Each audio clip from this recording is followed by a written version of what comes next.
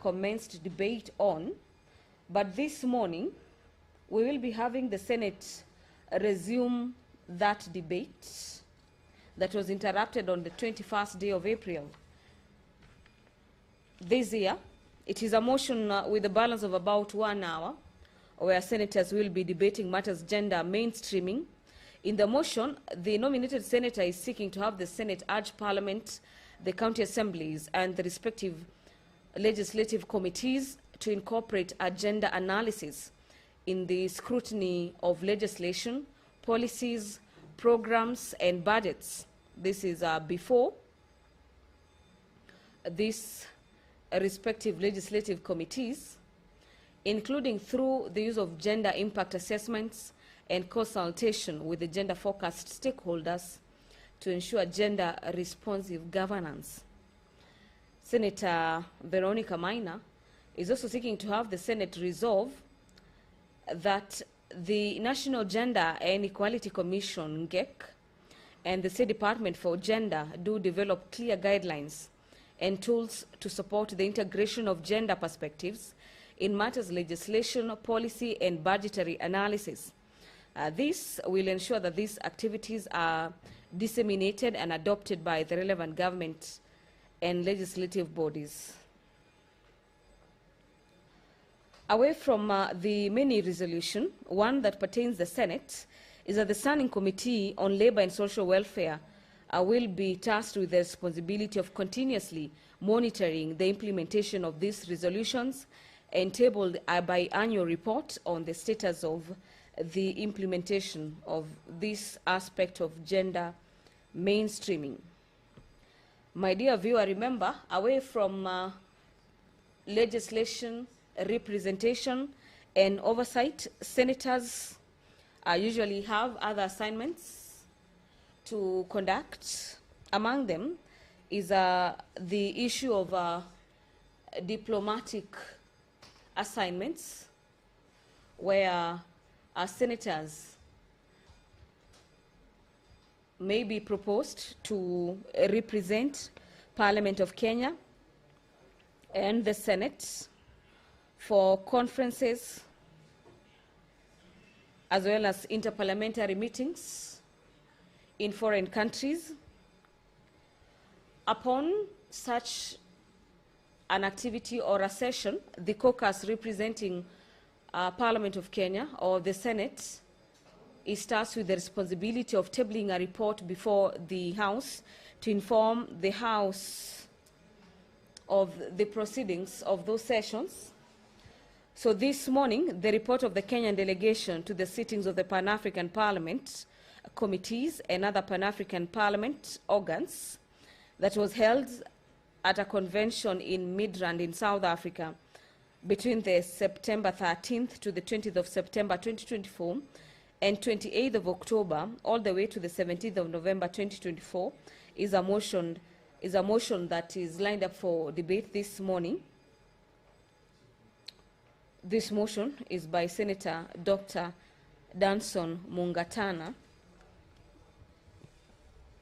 and the House will be considering the report of that Pan-African Parliament committee meetings that were held in Midrand in South Africa.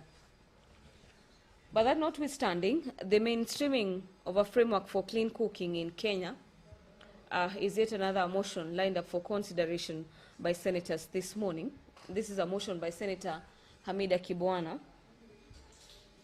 who is spearheading issues of clean cooking across the 47 devolved units. Members of the Senate continue making their way into the chamber this morning, actually in a haste to allow the House get that pertinent quorum to consider business before it. And with that indication, the quorum has been attained. Allow me to hand over back. Clerk, you may proceed to call the first order. Order Senator Mandago. Order number 1, administration of oath. Order number 2, communication from the chair. Order number 3, messages. Order number 4, petitions.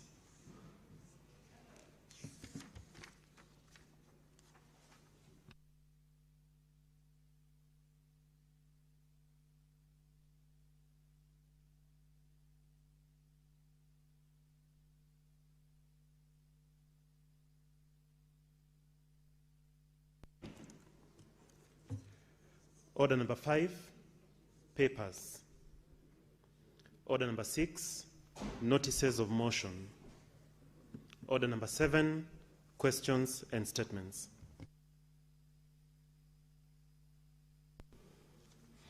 Now, honorable senators, before we start the business of the day, Senator MATIANG'I, just to remind you of the Kamkunji today at 1. So purpose to be present so that we can be taken through the details of the system you're using. Because as you may recall, last week so many concerns were raised touching on the system. So kindly avail yourself so that you can raise all those concerns with the technicians who will be present to take us through. Now, honorable senators, we expected 3 CSs this morning. The CS Energy is already in the House, and therefore we are going to start with the questions that are directed to the Ministry of Energy, and those are 4 questions. We will start with question number 041, then we go to 042, then 043, and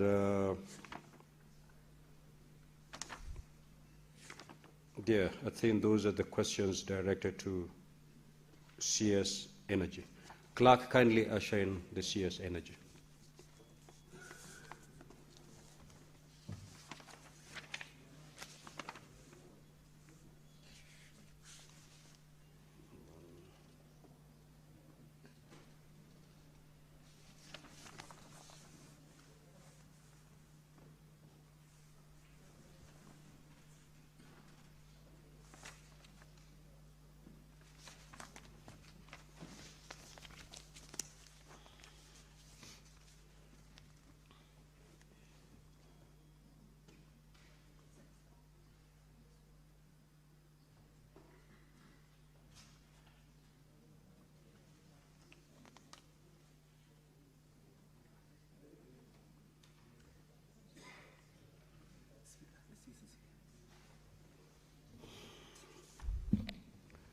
Shares, once again, welcome to the Senate.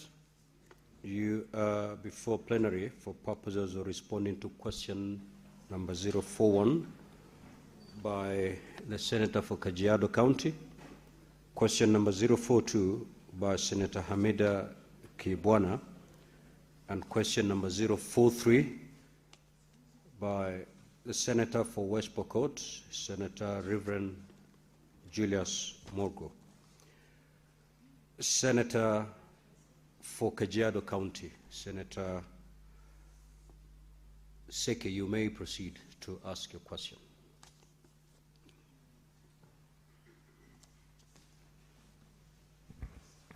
Thank you, Honorable Speaker.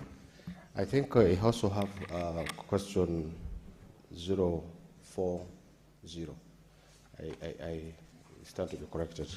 I will start with that 041, then I go to 040 later, as you've guided.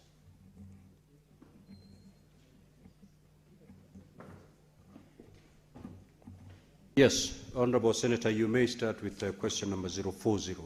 Okay, thank you. Thank you, Speaker. Thank you, Honorable Speaker.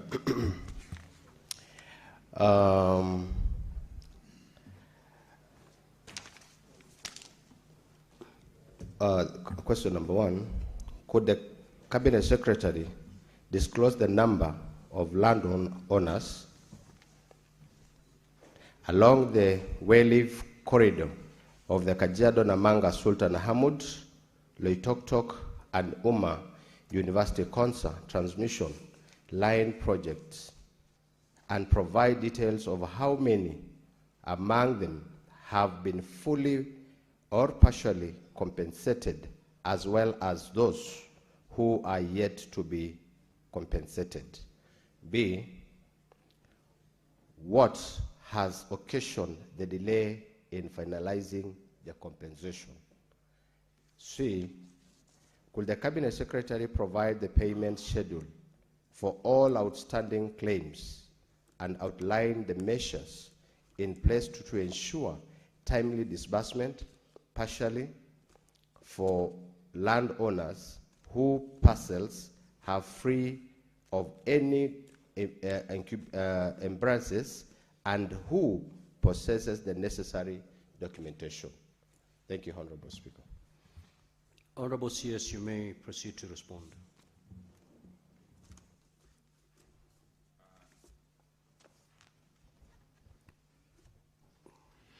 Thank you very much, Honorable Speaker. I'll proceed to respond as follows, Honorable Speaker. The total number of project-affected persons for the Kajiado, Namanga, Sultan Hamud, Oloitoktok, and Umma University Konza transmission line projects is 836. The breakdown of the compensation status for the project-affected persons for each transmission line project is tabulated in Table 1, 2, and 3, which is attached. The number of PAPs, Honorable Speaker, not compensated, is 108 from the Kajiado Namanga project, 37 from the Sultan Hamud Loitoktok project, and 18 from Isinya Konza project. Honorable Speaker, the summary in the tables I have alluded to are self-explanatory. For instance, you find for Kajiado Namanga, 400 persons have been fully compensated, representing 79% of the total number, and 120 fully paid for Sultan Hamud Loitoktok, accounting for 76.43%, and 144 fully compensated in respect of the Isinya Konza transmission line project, accounting for 83%. Honorable Speaker, the Ministry of Energy and Petroleum can confirm that as of 13th of March 2026, 163 project-affected persons had not been compensated from the 3 transmission line projects. These project-affected persons, Honorable Speaker, have not been compensated fully due to a number of reasons, chief of which is budgetary constraints, missing documentation, the question of absentee landowners, and returned offer letters, and some others due to rejection of offers. The attachments, Honorable Speaker, also provide details for these non-compensation cases. Honorable Speaker, finally, the Ministry is committed to ensuring all the project-affected persons are compensated. To meet this commitment, Honorable Speaker, the Ministry, through KETRACO, has been encouraging the PAPs who have not returned the requisite offer letters or who have not submitted the required documents to submit them in time to help us conclude this process, Honorable Speaker. To ensure the PAPs who have met the compensation criteria set are compensated promptly, Honorable Speaker. The Ministry is in constant engagement with the National Treasury to provide the necessary resources for this particular purpose. Thank you, Honorable Speaker. Senator Seki, do you have any supplementary questions?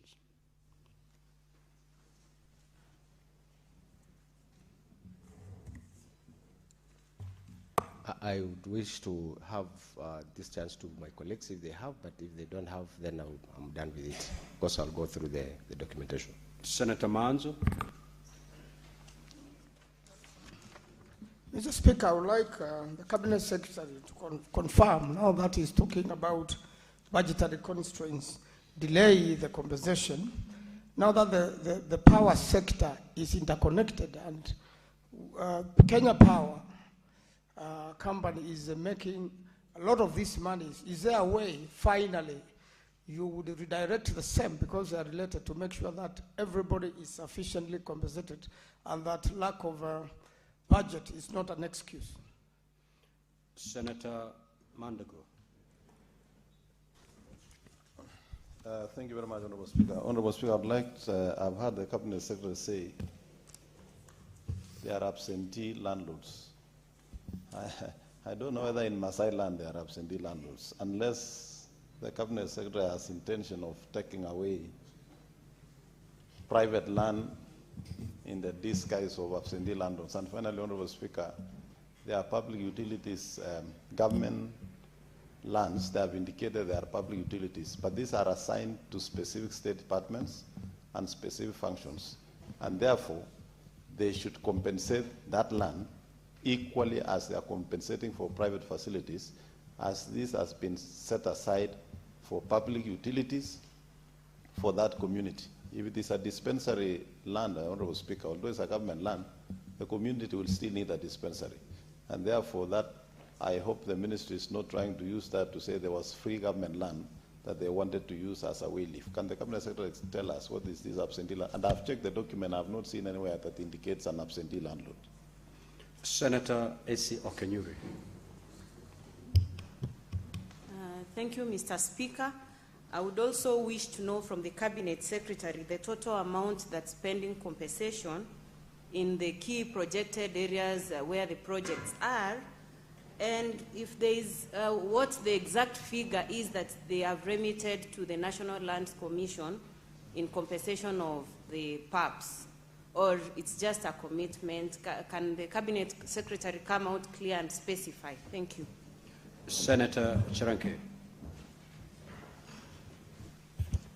Thank you, Mr. Speaker. Follow up on this compensation of that power line or transmission has used. The CS should tell the country there are many delays in terms of payment of Ketraco. For example, Tororo, Lesos, Olkaria, there have been delays. So my question is, apart from this Kajiado issue, how many are still pending to be paid across the country in terms of compensation, where way leave has been sought by Kenyans, Mr. Speaker, so that we can know how many as per the country and how many affected persons have not been compensated. And maybe on to addition, Mr. Speaker, since it's the same question, on budgetary constraints, the CS has not given us a commitment that now we are doing budget policy statement. Did he present before the budget committee of the National Assembly through the Energy Committee, the parent committee in the National Assembly, so that people who are waiting under that issue of transmission of way leave compensation can be compensated, Mr. Speaker. I yield back. Senator Faki. Thank you, Honorable Speaker.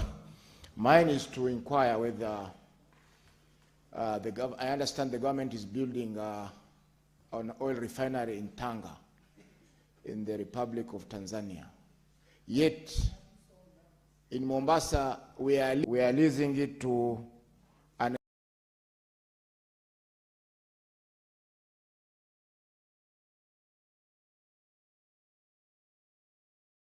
Nigerian company without the participation or public participation of the people of Mombasa. Could the minister explain under what circumstances the government is investing in another country rather than investing in Mombasa, where it will be cheaper to upgrade the refinery than to build a new refinery altogether in another country? Thank you. Honorable Faki, that is not a supplementary question because it's not related to the primary question. However, CS, if in a position to respond to it, you may. If you're not, you may undertake to provide the answer maybe at a later date. Senator Mundigi. Asante Bwana Spika, swali langu ni kwa waziri wa energy. Uko Embu County, Mbere South, kuna damu Kenyan wanajenga inaitwa Kadhenge Dam, na kuna shule iko hapo na saa hii wako na pressure waweze kuondoka pale.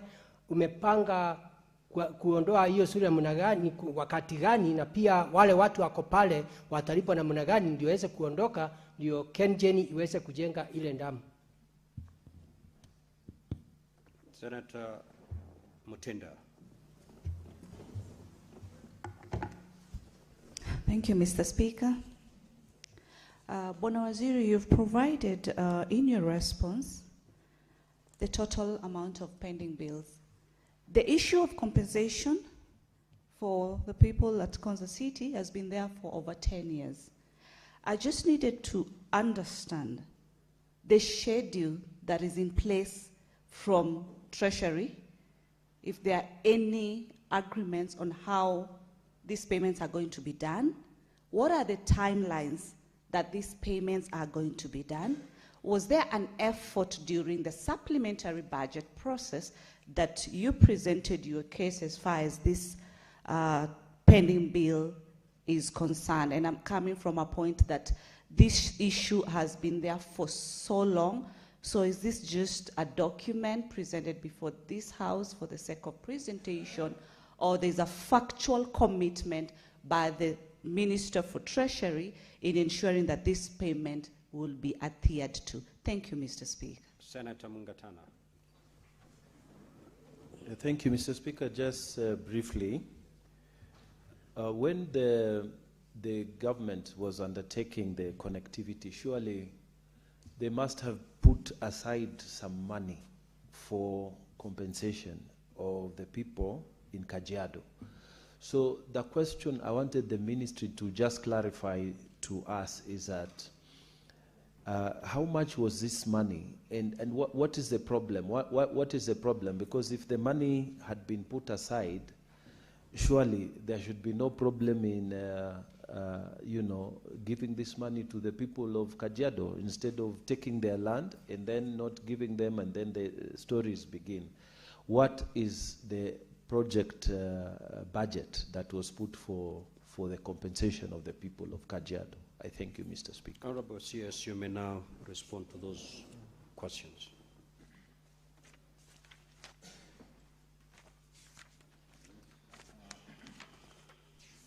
Thank you once again, Honorable Speaker.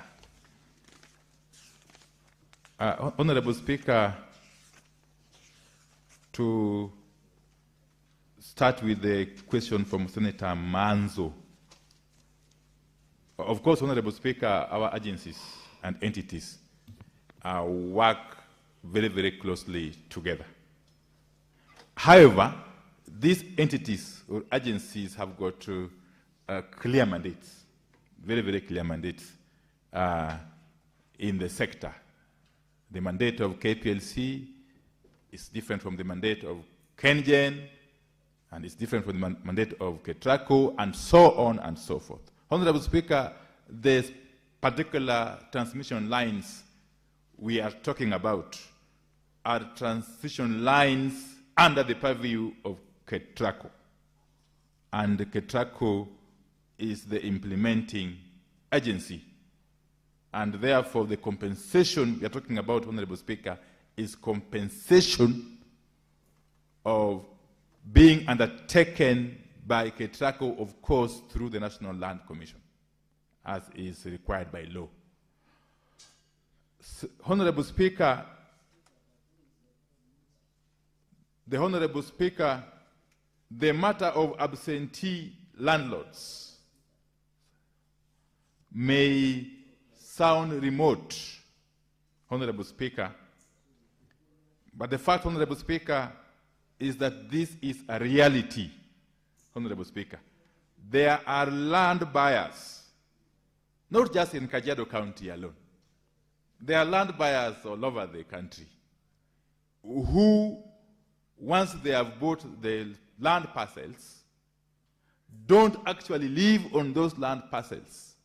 And in this particular case, these absentee land owners are persons who actually have got ownership of these land parcels, and since they are not present, they have not made any effort to contact Traco for purposes of effecting these compensations. Honorable Speaker, the figures I have mentioned in respect of the various lines are the actual figures. And all these compensations, Honorable Speaker, are undertaken by the implementing agency, which is Ketraco in this particular case, through the National Land Compensation. It is the implementing agency that acquires the land, goes ahead and provides for the budget for land compensation, and then avails that money to the NLC for purposes of effecting the compensation, Honorable Speaker. The acquiring entity is the procuring entity, Honorable Speaker, under the law. And let me also say this, Honorable Speaker, that it is indeed true that it is not just these 4 or so lines that are having some challenges to do with land compensation. There are also a number of transmission line projects, including the one that was mentioned by Senator Cherargei, okay, where landowners have not been fully compensated, but of course we are in the process of effecting these compensations. Honorable Speaker, it's good to combine that question with the question of Honorable Mungatana, that it is logical, really, that we have the budgetary provisions for these compensations at the commencement of these projects. But, Honorable Speaker, the reality is that many a time, if not all the times, we depend on exchequer releases from the National Treasury. After providing for the budget, as is customary, what follows is the release of the exchequer. Until that happens, Honorable Speaker, you cannot say for sure that you will be able to do full compensation. And again, we do this knowing fully well that we have a duty as a country and as a ministry to continually upgrade or improve our infrastructure for not only transmission, but also for distribution. So it's a delicate balancing act, Honorable Speaker. Yeah. Honorable Speaker, I'm waiting for the question of Konza again. Same situation, Honorable Speaker. And we are working tirelessly as a ministry to ensure that in the fullness of time, all these cases of compensation are completed. The Honorable Speaker, there is the question of the Katheke Dam project in Embu County. This project is at the preliminary stage, and engagement by Kenyan with the affected communities will be taking place in due course. and proper and complete feasibility study is going to be undertaken, Honorable Speaker, to be able to determine the extent to which the communities will be affected, including the school, Honorable Speaker, and how they can be addressed, Honorable Speaker. Finally, Honorable Speaker, even though it is not related to the question that was asked, the Honorable Senator Mohamed Faki's question about a refinery, I will confine myself to the refinery in Changamwe. Honorable Speaker, a refinery business is a matter of commercial logic. It must make commercial sense for one to undertake a refinery business, Honorable Speaker. The Honorable Speaker, the refinery in Changamwe, due to the economics, was found not to make business sense. And that's why, as a matter of fact, operations at the facility were discontinued. However, Honorable Speaker, even with the impending drilling of oil in South Lokichar, and Honorable Speaker, let me say this from this podium, that for the first time, Kenya is going to commercially produce oil. In any case, before the end of this year. We have gone through all the necessary processes, and the last 2 weeks or so, I was in Lokichar to undertake a groundbreaking for operations in that region, and we are sure that by the end of this year, we shall be producing crude oil from South Lokichar. That notwithstanding, Honorable Speaker, the quantities envisaged to come out of South Lokichar are not adequate to run a commercial refinery. From the beginning, we shall be producing about 20,000 barrels per day, which will progress to some 50,000 barrels per day. Honorable Speaker, petroleum economists tell us that you need some 300,000, 500,000 barrels per day to be able to run viably a refinery. And therefore, that informs the reason, that informs the justification, that informs the basis for the plan to establish a refinery in Tanga that will serve not only Kenya, but will also serve the other neighboring countries such as Tanzania, Uganda, South Sudan, and so on and so forth. It's basically business logic, Honorable Speaker. Thank you. We'll now move to question number 041. You may proceed, Honorable Senator. Thank you, Honorable Speaker. Again, question number 041A.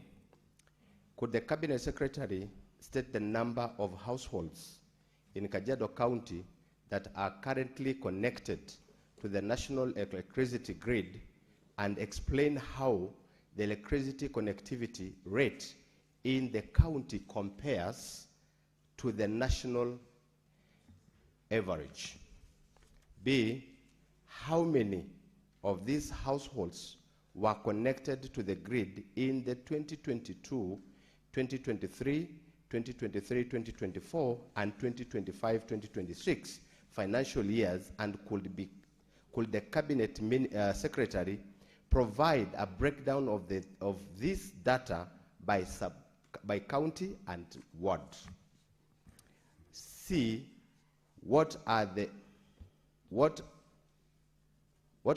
planned interventions by the ministry to enhance electricity connectivity in the county And could the Cabinet Secretary disclose the specific targets and the associated timelines? Thank you, Honorable Speaker. Honorable CS, you may now respond. The Honorable Speaker, I will respond as follows.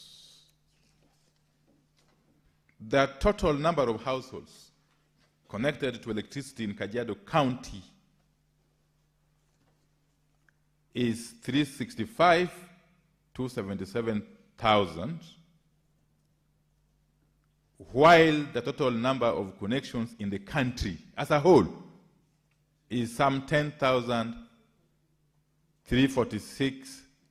million, Honorable Speaker, 346,947.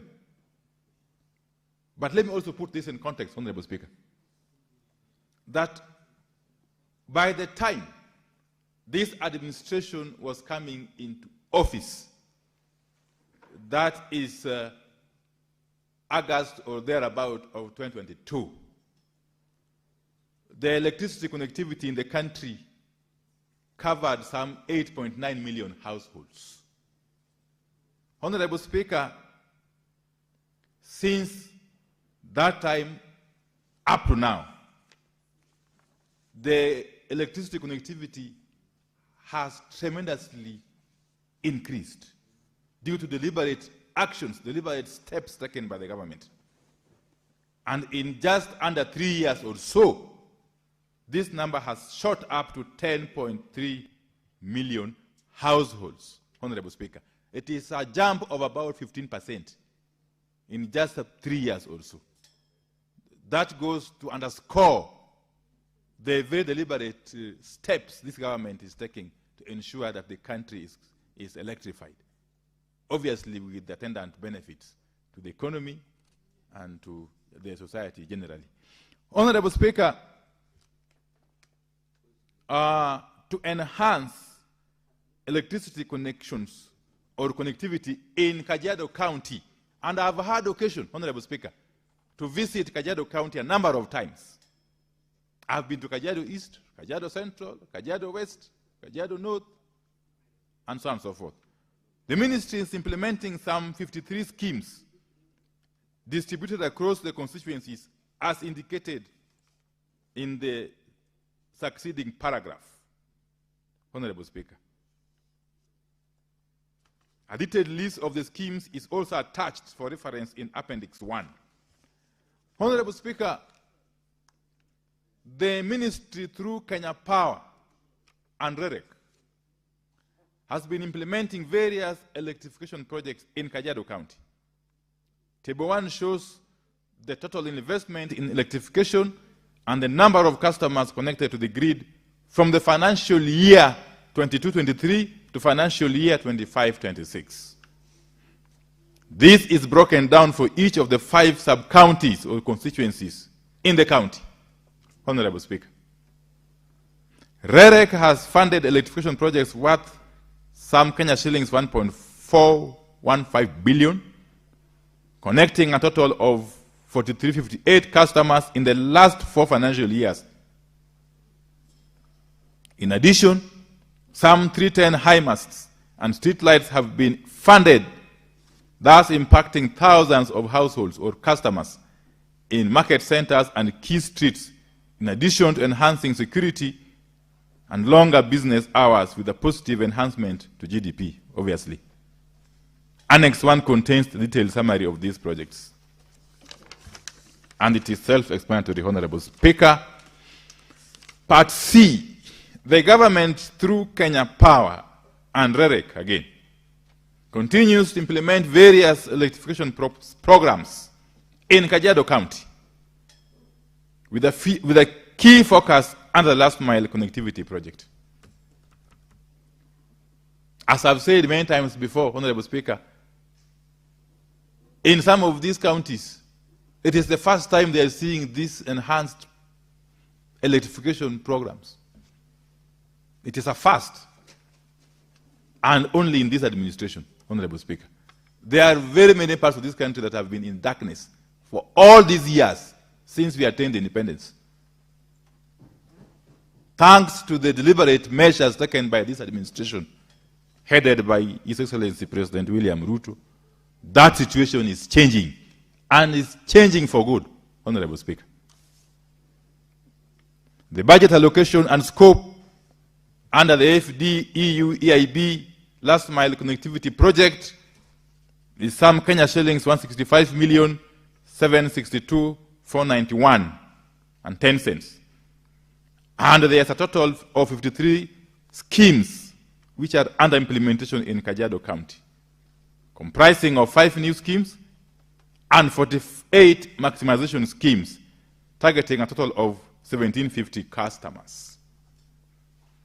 The ministry is adopting a multi-pronged strategy of fast-tracking the ongoing projects in various ways as follows. 1, equitable allocation of budgets to each constituency in Kajiado County, leveraging on connectivity and access rates to ensure fairness based on available budget. And this equity, Honorable Speaker, is something we are stressing, not just countrywide, but also within the counties, to deal with historical disparities, Honorable Speaker. In order to further enhance electricity connectivity, Honorable Speaker, REREC is engaging the members of parliament in Kajiado County, and I continue to engage with them directly, personally, Honorable Speaker, to collaborate on the matching fund program, where the cost of electrification is shared, shilling for shilling, subject to availability of budget. One constituency, that is Kajiado West, has already benefited from this program to install solar street lights worth Kenya shillings 10 million. And I was privileged to visit Kajiado West constituency, Honorable Speaker, and was hosted by the Honorable MP. Honorable Speaker, provision of full complement of critical line construction materials for all ongoing projects to ensure that they are completed on time. The ministry is also encouraging a close collaboration between REREC and Kenya Power officers to jointly inspect and commission completed projects and to ensure they are metered on time.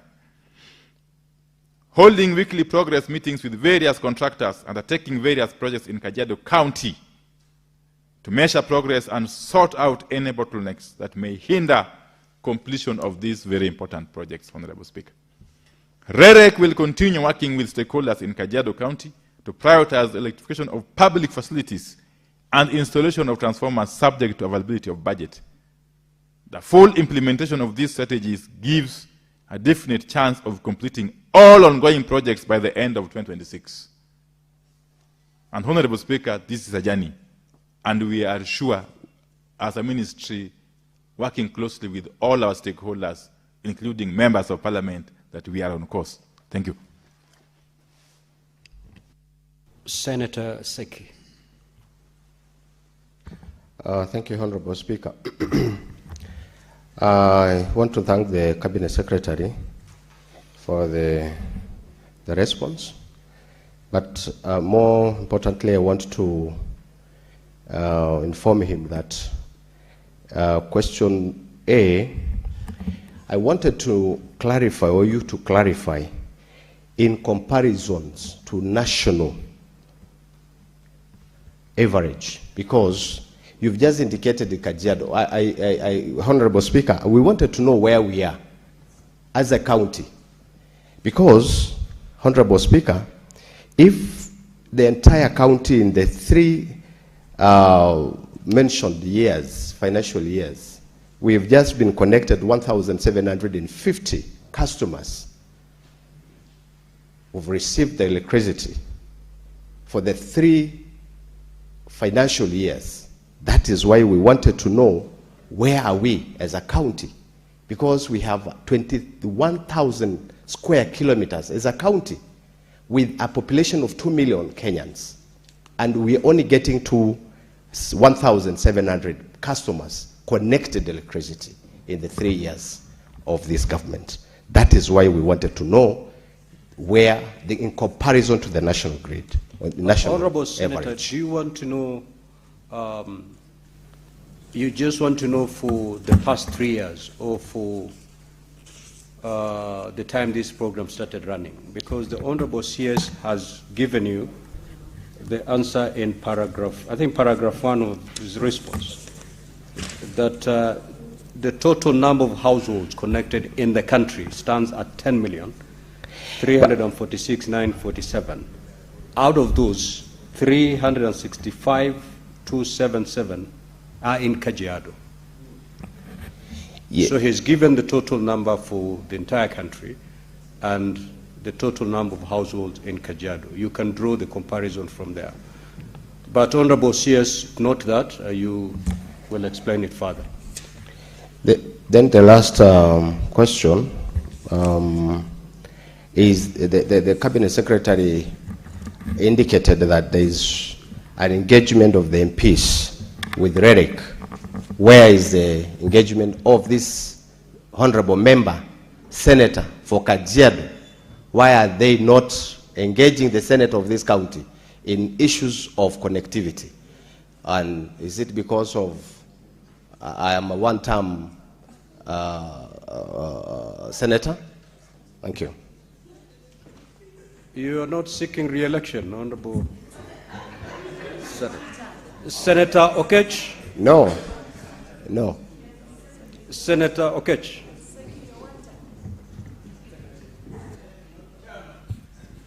Mr. Speaker, I seek your indulgence. My question was actually in the previous question, and I tried to seek your attention. And okay, then have your seat. Unfortunately, we've already passed that bridge. It's a very important question, Mr. Speaker. I know, but time is of the essence. We are dedicating these minutes for purposes of today's maybe then you can give me the next question. I will. Because I will do that, Honorable. Honorable There as well. Senator, I'll do that. Thank you, thank you. Senator Boni? According to the visionary President Mwai Kibaki, he had a vision that by the year 2030, connectivity in the country would be at 100%.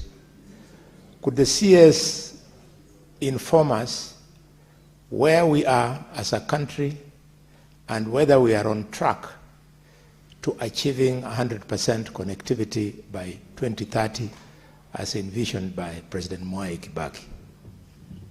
Senator Betsiengo.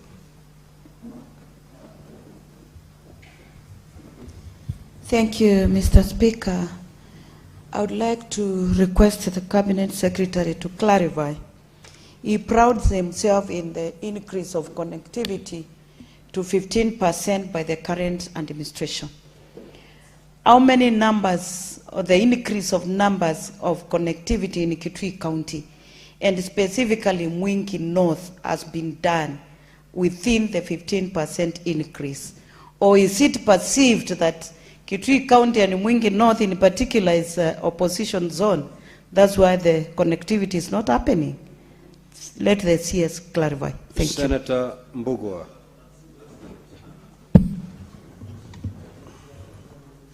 Thank you, Speaker. Cabinet Secretary, could you tell this House how the power sector is going to benefit from the infrastructure fund in terms of connectivity? Thank you. Senator Veronica.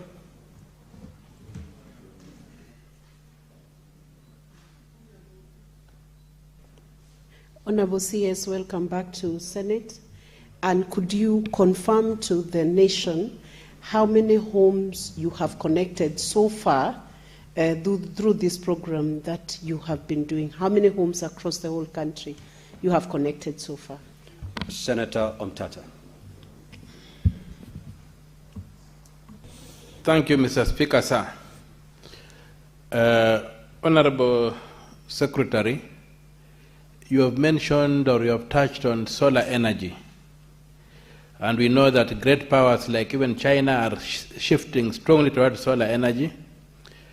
What policy and what efforts is the ministry making to make sure that Kenya makes use of the solar energy that we have in this country, instead of waiting for the sun to convert things into biocarbons that we can tap or into waterfalls. How is the ministry ensuring that this abundant sunshine that we enjoy in this country is convertible into electrical power? And I'm talking about the tax regimes that we have on solar energy, and what efforts is the ministry making to ensure that Kenya becomes a major manufacturer of solar panels and solar technologies. Thank you, Mr. Speaker, sir. Senator Fatuma Dulo. Thank you, Mr. Speaker. Mine, Mr. Speaker, is on Isiolo County, a place called Oldonyiro, where I think there are donors from Middle East who sponsored that particular project, and I hope the PS is here because we have had several discussions where part of the town has been electrified, but part of the other town, which is a sub-county now, does not have electricity. And this is an area of insecurity. More specifically, part of the Isiolo County has insecurity issues. And I know last mile connectivity is going on, but I would appreciate if CS can tell us what he's doing to make sure that the projects that have been started are complete, because estimate for Oldonyiro has been done. What is lacking is budget. Can you kindly fast track that process and make sure that the project is complete? Because some of the government institutions like schools in that Oldonyiro has no electricity, while some part has electricity. I thank you. Senator Wakole. Thank you, Honorable Speaker. Mine is to request our good minister to avail to each one of us, the senators of the Republic of Kenya, the statistics of the increment of households in our counties vis-a-vis what we found under the former regime of the former president, so that the doubting Thomases can equally see that figures don't lie. Thank you, Honorable Speaker. Honorable CS, you may now proceed to respond. Thank you, Honorable Speaker. Let me proceed to respond as follows, in no particular order.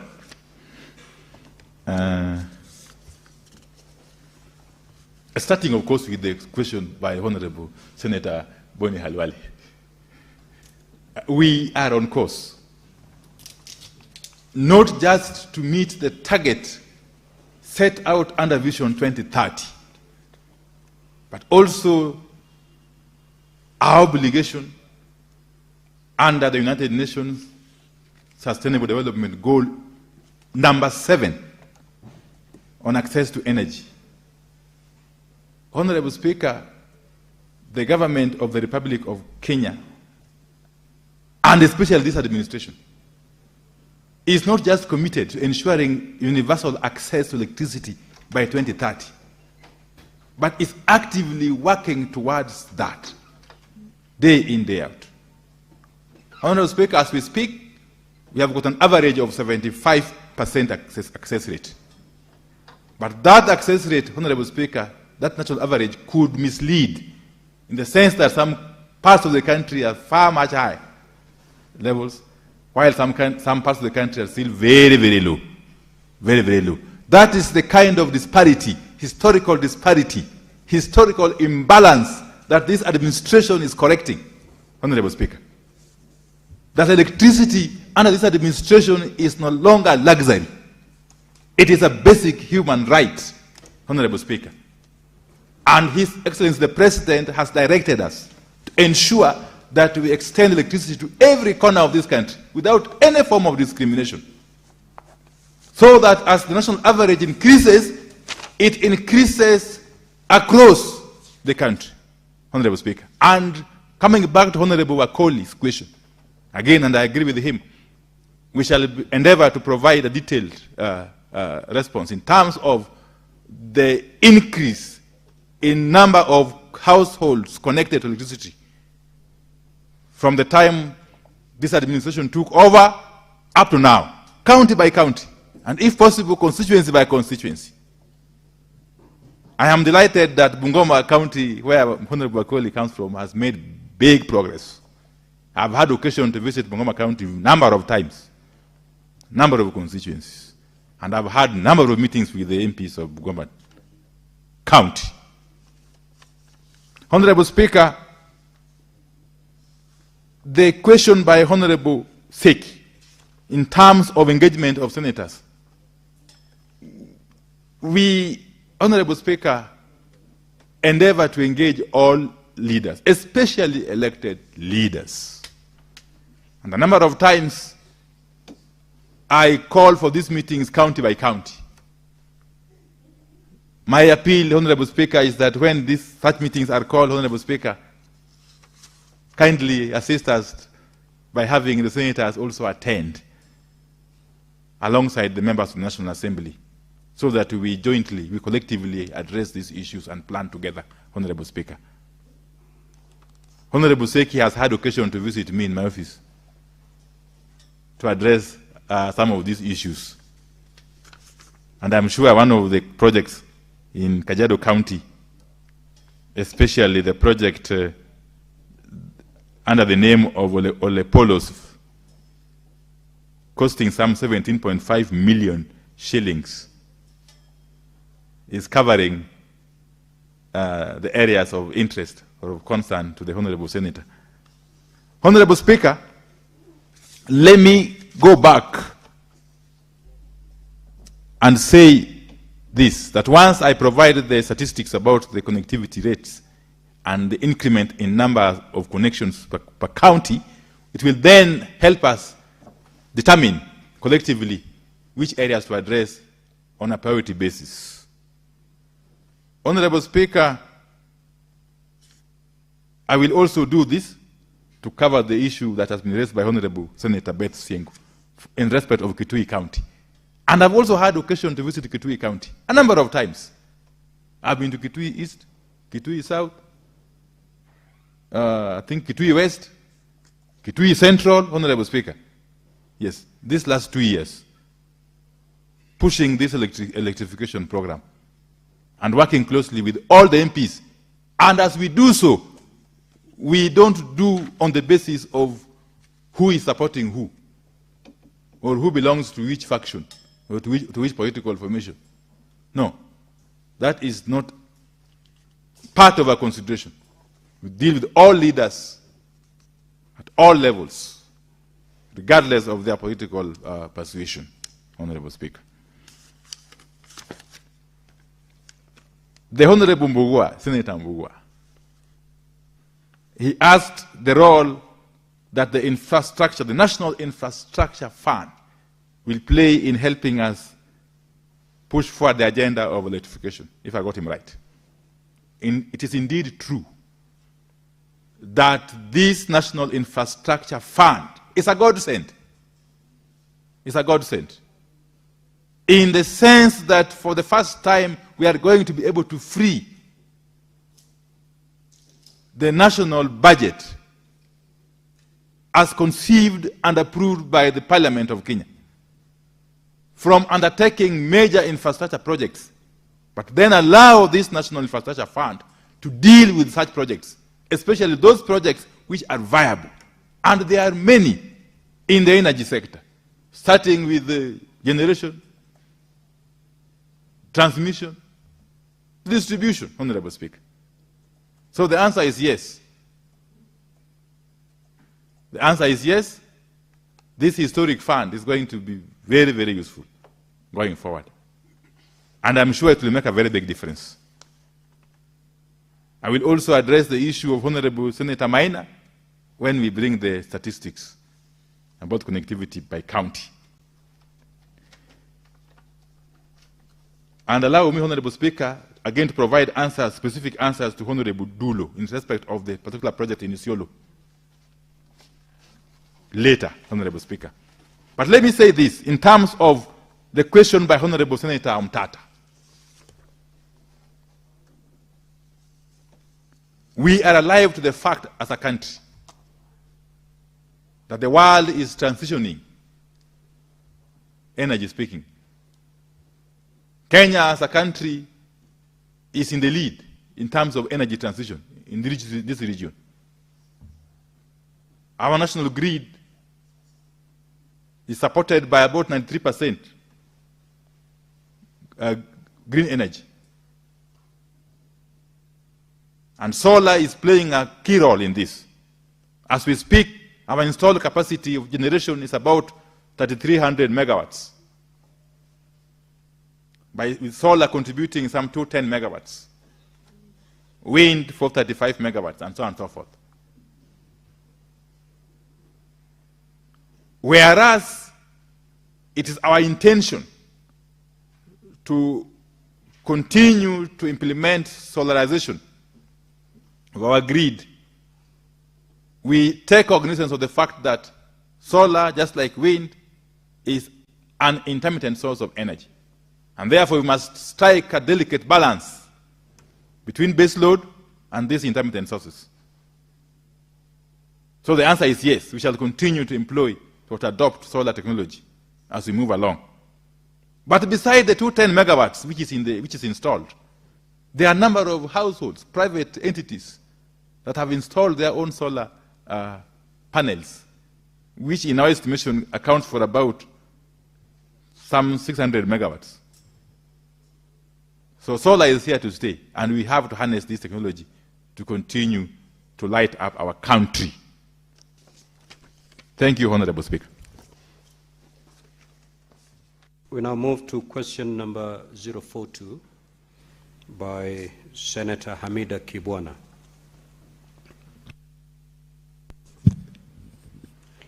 Thank you, Mr. Speaker. I'm Senator Beth. I'm standing in for Senator Hamida Kibwana.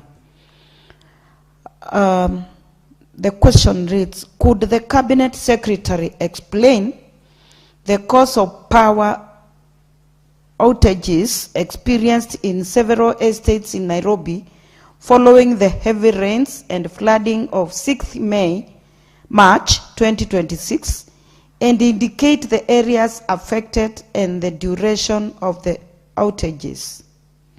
B, what measures has the ministry, together with the Kenya Power and Lighting Company, KPLC, and other relevant agencies put in place to ensure that electricity infrastructure is able to withstand heavy rains, flooding, and other adverse weather conditions? C, has the ministry undertaken an assessment of the vulnerability of substations, transformers, power lines, and related infrastructure in flood-prone urban areas, and if so, what are the findings?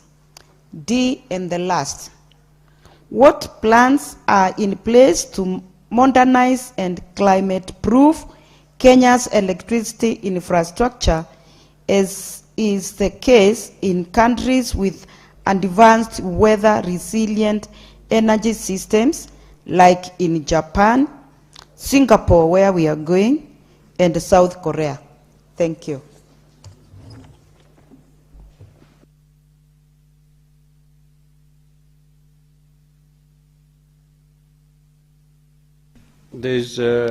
You've left out A, or have you abandoned it?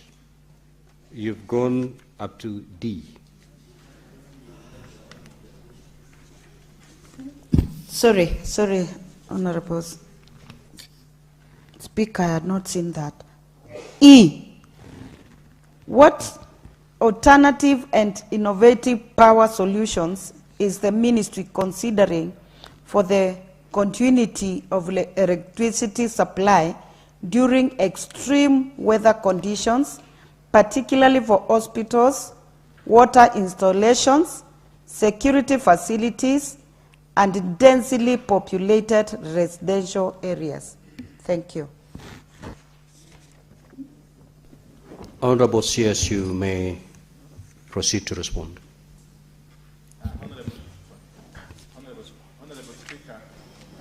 Honorable Speaker, I will respond as follows. That the following were the causes of outages following the heavy rains in Nairobi and the environs.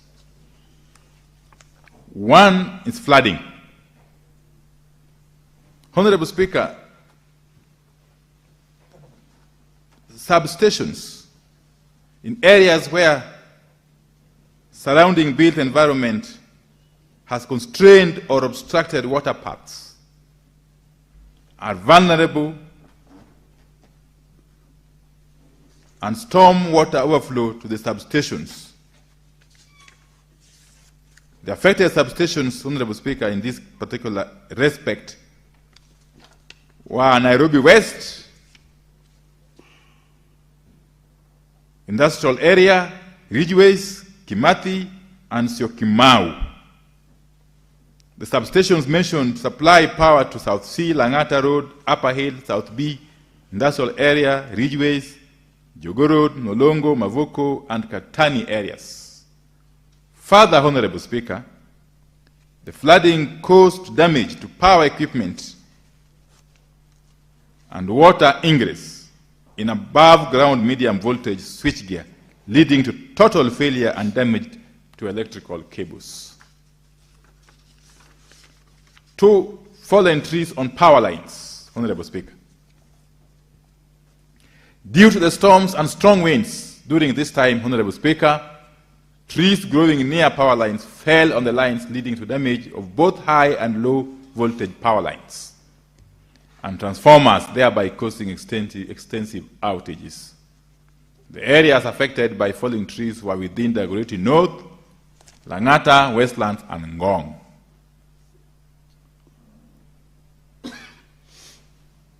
Honorable Speaker, the ministry would like to state that since the network needed full reconstruction before the customers were powered back, the duration of the outages was between 12 hours and 72 hours. And to ensure that the customers remain connected to power, the outages were urgently attended to by correcting the defects occasioned by the heavy rains where possible, transferring customers to alternative power sources, and other short-term measures to ensure customer supply was restored in the shortest time possible, while major repairs were being undertaken, Honorable Speaker. Part B, following the floods, comprehensive assessment of the power infrastructure was undertaken. And on the immediate term, the following remedial measures have been lined up. 1, improve the drainage tunnels around substations in liaison with county governments. 2, engage other entities like Nairobi City County, Kenyatta, Kenha, and Kura to clear stormwater passages. 3, engaging the road authorities to consider enhancing stormwaterways when doing design and construction. 4, cutting down of trees in the wayleave trace in collaboration with Nairobi City County and customers with trees in own land but which encroach the wayleave corridor. Honorable Speaker,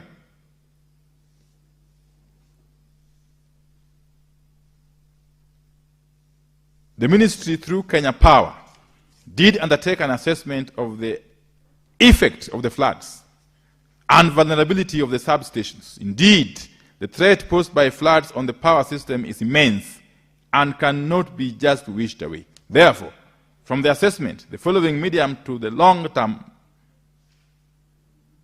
initiatives are being considered.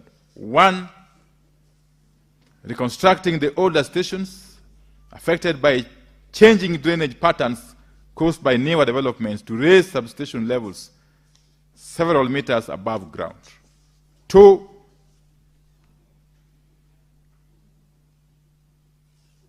undergrounding of power infrastructure to reduce interaction with weather elements. 3, usage of concrete poles in place of wooden poles to reduce damage to the power network while ensuring the lines are more robust and resilient to climate impacts.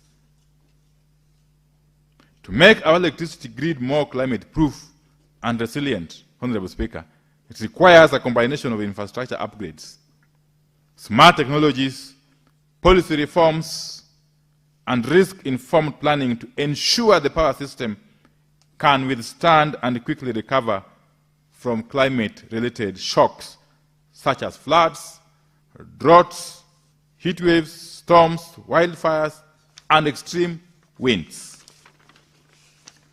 Therefore, there is need, Honorable Speaker, to modernize our grid. Modernization of the grid is a continuous process, and the energy sector agencies have been investing heavily in this regard. Further, Honorable Speaker, to improve our network resilience and reliability, the Ministry and her agencies have been investing on smart grid. Honorable Speaker, a smart grid is more reliable, resilient, and easier to maintain, as the operators can easily detect a fault and restore it. A smart grid, Honorable Speaker, will enhance proper maintenance scheduling to avoid blackouts. To conclude, Honorable Speaker, the resilience of a grid is not only enhanced through the hardware upgrade, but also having a competent and well-trained personnel. Therefore, the Ministry has continually been training officers across the sector to ensure they have the right skills to run and manage a complex grid. And Kenya Power has been leading in this. Has been leading in this and working very closely with the Ministry of Energy, the Nairobi City County, Kura, and other relevant agencies working in the built environment. They have worked steadily to achieve stable and reliable electricity supply. Thank you, Honorable Speaker.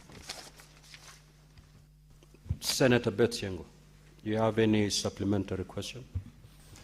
Thank you, Honorable Speaker. The CS has talked of, the first response was to talk of floods in Nairobi. And we know that floods are caused by other different elements, like when the buildings are erected along the riverian land, and that's why water must look for its way and causes the flooding. How will the ministry handle that to ensure that waterways are open? Thank you. Senator Abbas. Thank you, Honorable Speaker. Honorable Speaker, mine is actually part of the previous question. Honorable Waziri, first and foremost, I want to thank you for your passionate and commitment in connecting all of our Kenyans. Last time, when you were in Wajir with His Excellency the President, Wajir was promised that there will be a connection of the national grid. So what is the plan that Wajir will be connected to the national grid, and how soon or how fast can be done that?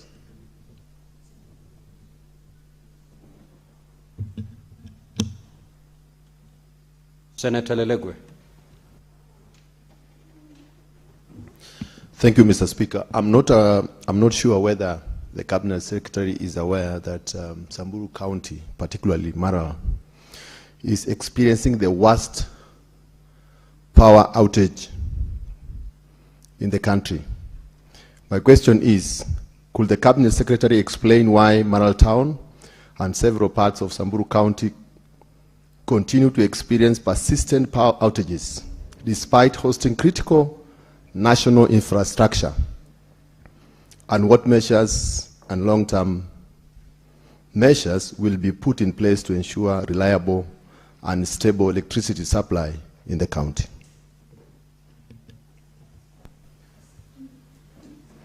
Senator Chiranke.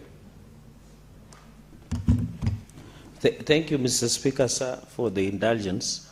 Mine is the issue of faulty transformers, because the CS has alluded to fault transformers that is causing sometimes power outages or blackout. So, Speaker, for example, in a place called Kipsamoite, Masab constituency, for example, there has been a transformer that has been faulty for the last 4 years. So my question is, how long does it take for the Minister of Energy or the Kenya Power and Lighting and Company intervene so that we don't see blackout? Because even average in this city, I think we lose, there's always a power outage between 2 to 5 times a day. In Mosori and Nandi County, where I come from, Mr. Speaker, is that we normally have blackouts up to 3 weeks, which even is embarrassing because I live in that area, Mr. Speaker. Can the CS, apart from holding political meetings with members of parliament, tell us what is the concrete plan? I yield back, Mr. Speaker, sir. Senator Sigay. Thank you, Honorable Speaker. My question is related to the question that the Honorable Chair Guest just asked with regards to the maintenance and management of transformers across the country, particularly for purposes of controlling the outages of power. I ask this question, Honorable Speaker, because the transmission line in Bomet, Narok, which is currently undergoing an upgrade, has largely been a cause of a power outage across Bomet, Narok, and a section of Kisii that line serves. That line, Honorable Speaker, is ongoing in terms of an upgrade. What are the timelines that the Cabinet Secretary could be able to give us to ensure that it becomes operational for purposes of ensuring that the power outage, especially during high traffic time that's in the night, is stopped or at least is reduced? And two, if there is any way the Cabinet Secretary, whether is aware of the Bomet Narok transmission substation, which is actually going to be the holding station for this, the environment, including the land that is hosting that transmission station, is forever dark. I mean, they do not have power. I know, Honorable CS, I've been around that area with you, you know that. I have sought for an intervention, it hasn't happened. If you are able to give us at least an indication of any action taken or to be taken, the people of Kapkwen, Bomet County, will appreciate, especially those who are actually hosting the substation. They are hosting the substation, they have no power. Thank you very much, Honorable Speaker. Honorable CS, you may now respond. Yeah, we'll take the first set of questions.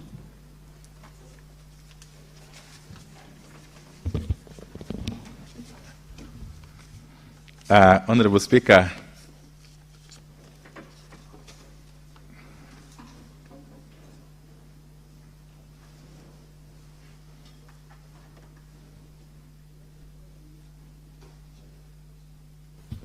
Honorable CS, you may proceed. Okay, thank you. The Honorable Speaker, allow me to start with the question of Honorable Senator Beth Siengo, as I indicated in my response initially. As a sector, as a ministry, together with our agencies, we can only work with relevant government bodies and agencies. And I mentioned here that we are working with the Nairobi City County, with Kura, with Kenaha, to ensure that waterways remain open. We cannot be able to do it ourselves alone, Honorable Speaker. The Honorable Speaker, the question of Bomet. Honorable Speaker, for a fact that the area around Bomet, Kisii, parts of Kisumu County have had challenges of adequate supply of electricity over the years. That challenge, Honorable Speaker, is going to be addressed to a large extent by the completion of the Narok-Bomet transmission line. You will recall, Honorable Speaker, that we did some short stopgap measure through Kenya Power. But the ultimate project, Honorable Speaker, which is being undertaken by KETRACO, is underway, and it should be able to come to a completion in the next 12 months. In the next 12 months, Honorable Speaker. That will, to a large extent, help address the issue of power outages in that region.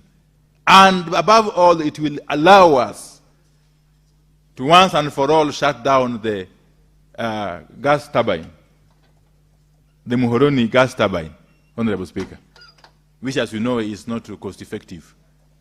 This line's completion is going to be very instrumental in helping us make that decision.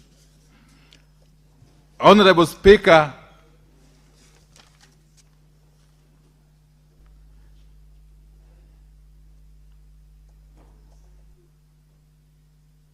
there has been a problem, Honorable Speaker, with wanton vandalism in some parts of Nandi, Honorable Speaker, County, of transformers and other critical energy infrastructure. We are working very, very closely with security agencies to stem the vice and also to ensure that we deal with these cases promptly. And I will be seeking Honorable Senator Siargei to provide my office with more details. Honorable Speaker, it is not our practice to take long to repair or to replace faulty transformers, Honorable Speaker. And if there are such cases, Honorable Speaker, they need to be reported promptly for appropriate actions to be taken. Honorable Speaker, again, I know we have got challenges in Samburu, and we are working very, very closely with our relevant agencies. Samburu is one of the counties that is supposed to benefit from COSAP, the Kenya Off-Grid Solar Access Project. Okay? I will be seeking, Honorable Speaker, to engage directly with Senator Legwe outside here to see what we can do jointly to address the issues affecting Samburu, especially areas around Maralal. Okay. Honorable Speaker, Wajir County. And Honorable Speaker, Wajir will be hosting us for Madaraka Day celebrations on 1st June.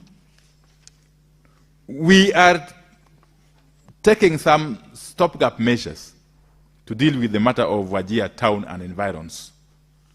But in the fullness of time, we want to see Wajir County connected to the national grid. As we speak, feasibility studies have been completed. Okay? We are basically now working on the financing mechanisms to ensure that we extend the grid from Garissa to Wajir. Again, I will be seeking to engage Senator Abbas and the leadership of Wajir County, including the governor and the other members of the National Assembly, to see how fast we can move with this project collectively. Thank you, Honorable Speaker. Thank you, Honorable CS, for those responses. I've got a long list of members, I believe, asking supplementary questions. And the time allocated for this question is since passed by 2 minutes. I will add another 5 minutes for those questions. And of course, Senator Manzo, go straight to the question, Honorable Senator, so that we keep time, because we need to strictly comply with the next timeline for the next questions. Yeah, thank you, Mr. Speaker. Mr. Speaker, in Kibwezi West, when a transformer is spoiled and takes a month or two without being fixed, Mr. Speaker, the KPLC officials based in Mali remove a working transformer from an existing line and then take it to another. Is there a way the minister will make sure that we have reliable, long-lasting transformers so that and easy to repair, so that we don't have people on power outage for a long, long time? Senator Mandago. Thank you very much, Honorable Speaker. Honorable Speaker, my question goes to CS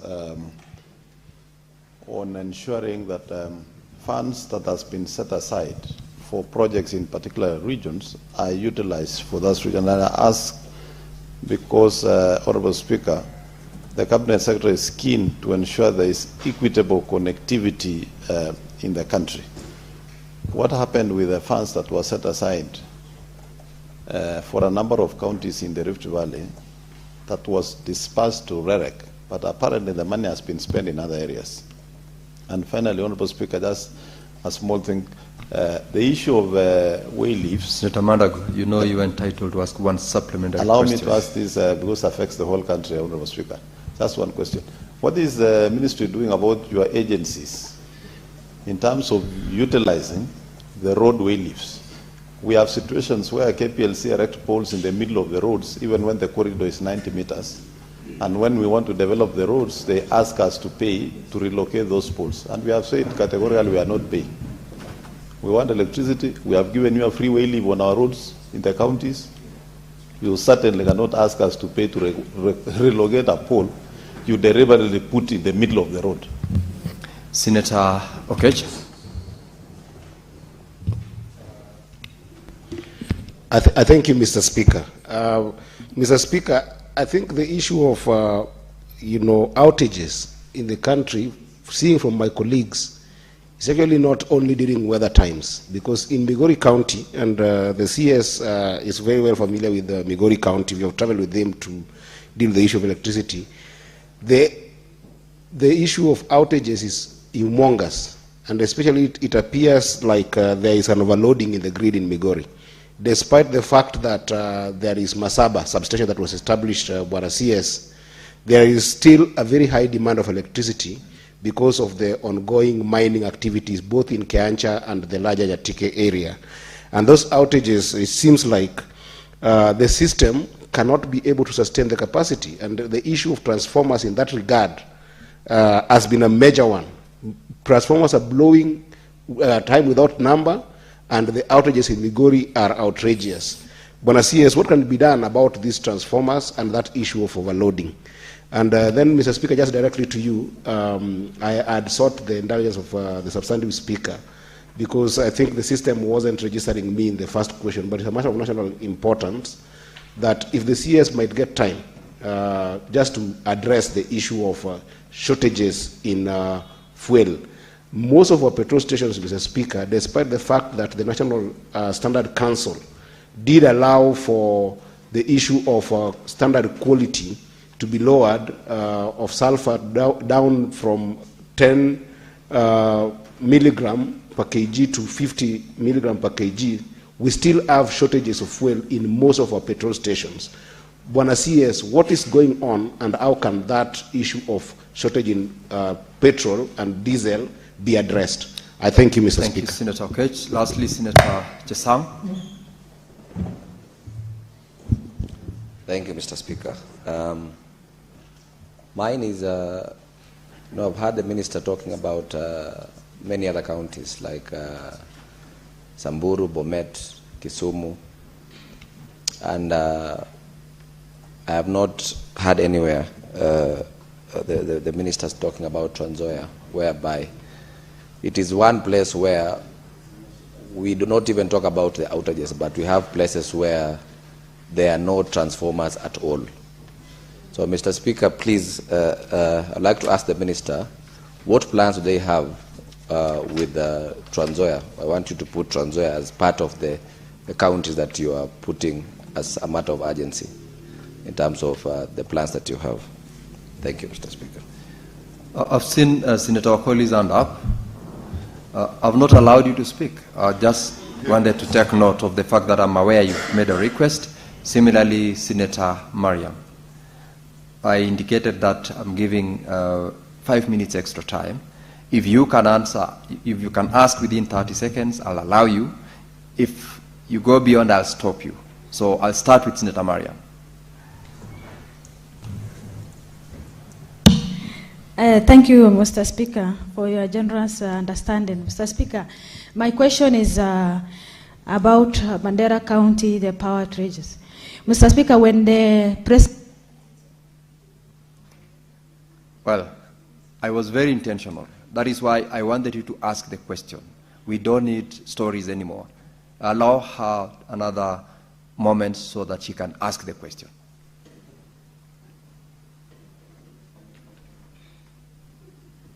Proceed, Senator. Mr. Speaker, when President Kamtare 18 of last year, there are some generators came to Mandera, and those generators' status is unquestionable, Mr. Speaker. Up to now, Mandera is in blackout. So, CS, what is the way forward so that the Mandera County has the electricity? Thank you. Thank you. You see, you've managed. You still have got 7 seconds. Senator Wakoli, under 30 seconds. Thank you. Mine is the bulk power plant at Nabiole Falls that is in Webuye. What is the current status and when are we launching the project? Thank you. Thank you, Senator Wakoli. Honorable CS, you may respond to those questions.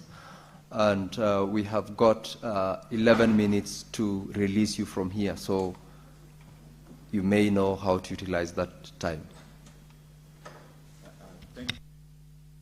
Thank you, Honorable Speaker.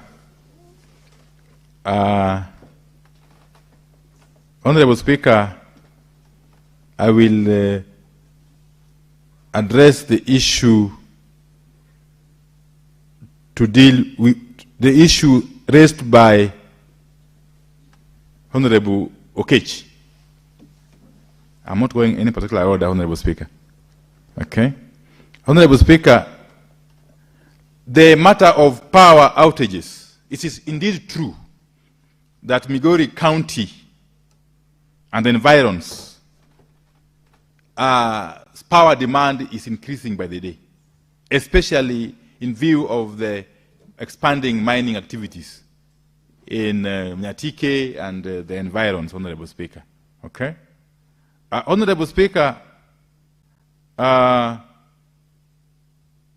we are clear in our mind as a ministry that working closely with the leadership of Migori County, this can be addressed. How? Honorable Speaker, we have already energized the Sondu Homa Bay Awendo transmission line, okay, with a substation, a modern substation at Masaba in Korea West, Honorable Speaker, which has brought tremendous relief, Honorable Speaker. But this relief will be felt more once the Narok-Bomet line is completed, as I mentioned earlier on. So in 12 months' time, we expect to see market change in terms of power supply in Migori and environs once the Narok-Bomet line is completed. But above all, Honorable Speaker, Migori County is privileged to host the famous Gogo hydropower plant, which the government under President William Ruto has now undertaken to upgrade from the former 2 megawatts to some 8.6 megawatts. A project being financed by the KfW, that is the German finance, to the tune of more than 5 billion shillings, Honorable Speaker. So that project, again, once completed, will help us stabilize the grid in terms of power. Not to forget to mention, Honorable Speaker, the completion and energizing of the Sondu-Ndewa transmission line, which has helped address the issue of power supply in Homa Bay and parts of Migori County, Honorable Speaker.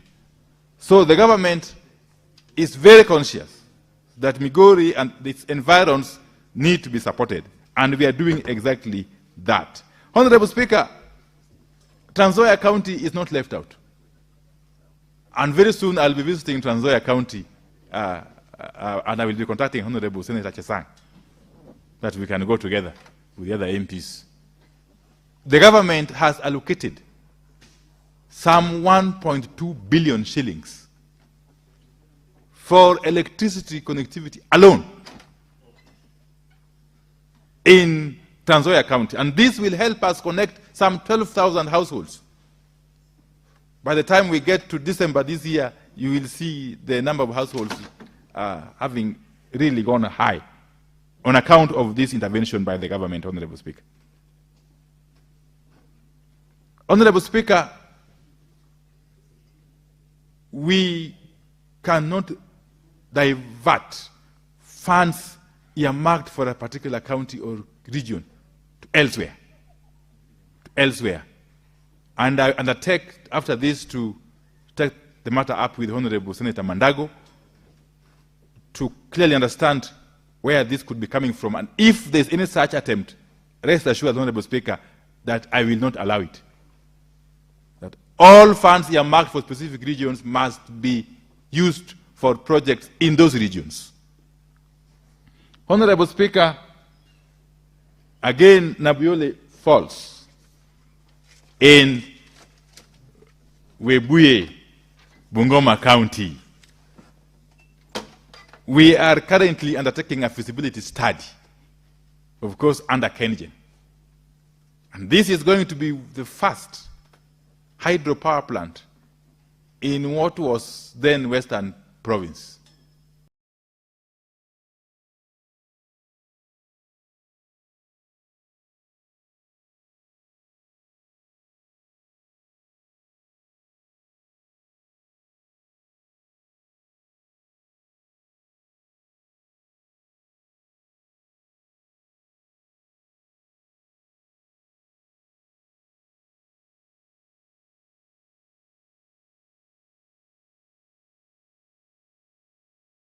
We have taken some measures.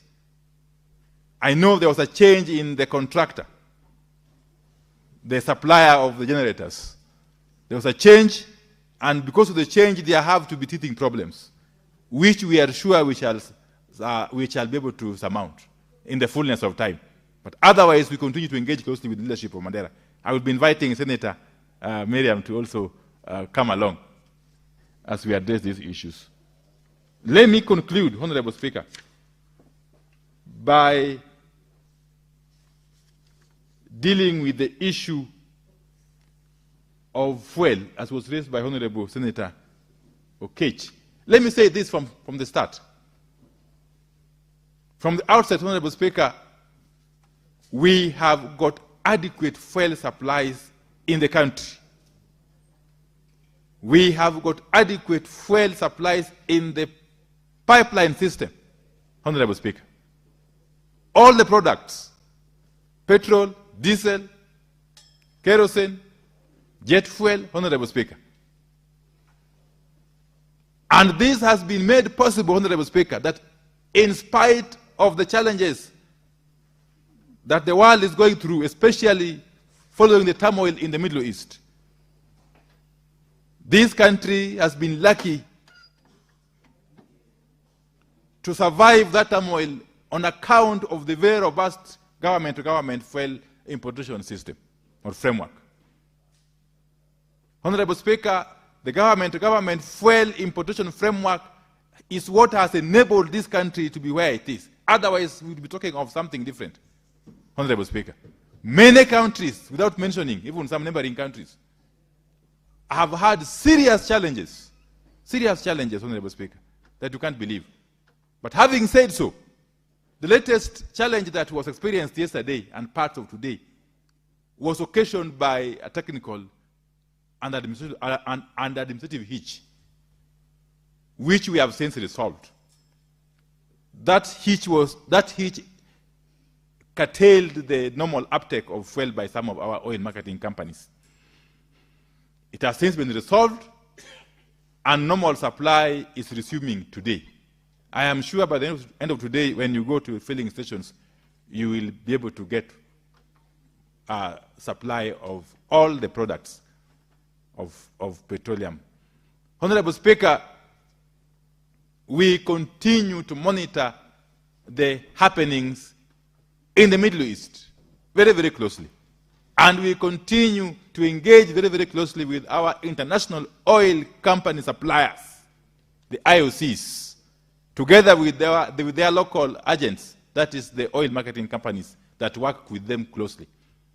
And we have got no doubt as government that even in the worst case scenario, this country is not going to suffer any fuel shortage. I just want to appeal to Kenyans to be patient and to bear with us as we address some of these small hitches. Honorable Speaker. And I must thank all the stakeholders, especially the oil marketing companies, for remaining cooperative and working very, very closely with us to be able to navigate these very challenging times. Very challenging times, Honorable Speaker. Thank you. Honorable CS, there is a question by Senator Manzo. He's already raising concerns that you have not been able to respond to. And also the last one by Senator Mandago as regards the poles which are normally erected along or in the middle of the roads when they're required to be paid for relocation. Those two you haven't answered. Yes, it's about the... Senator Manzo talked about... Senator Manzo's question was about repairs of transformers. Yes. And the efficiency or the effort that the Kenya Power and Lighting... Correct. Correct, Honorable Speaker. Yes. And as I've said earlier on, Honorable Speaker, we endeavor as a ministry, and of course working closely with our relevant agencies, especially Kenya Power, first and foremost, to ensure that the quality of transformers which are procured are up to date, are proper, Honorable Speaker.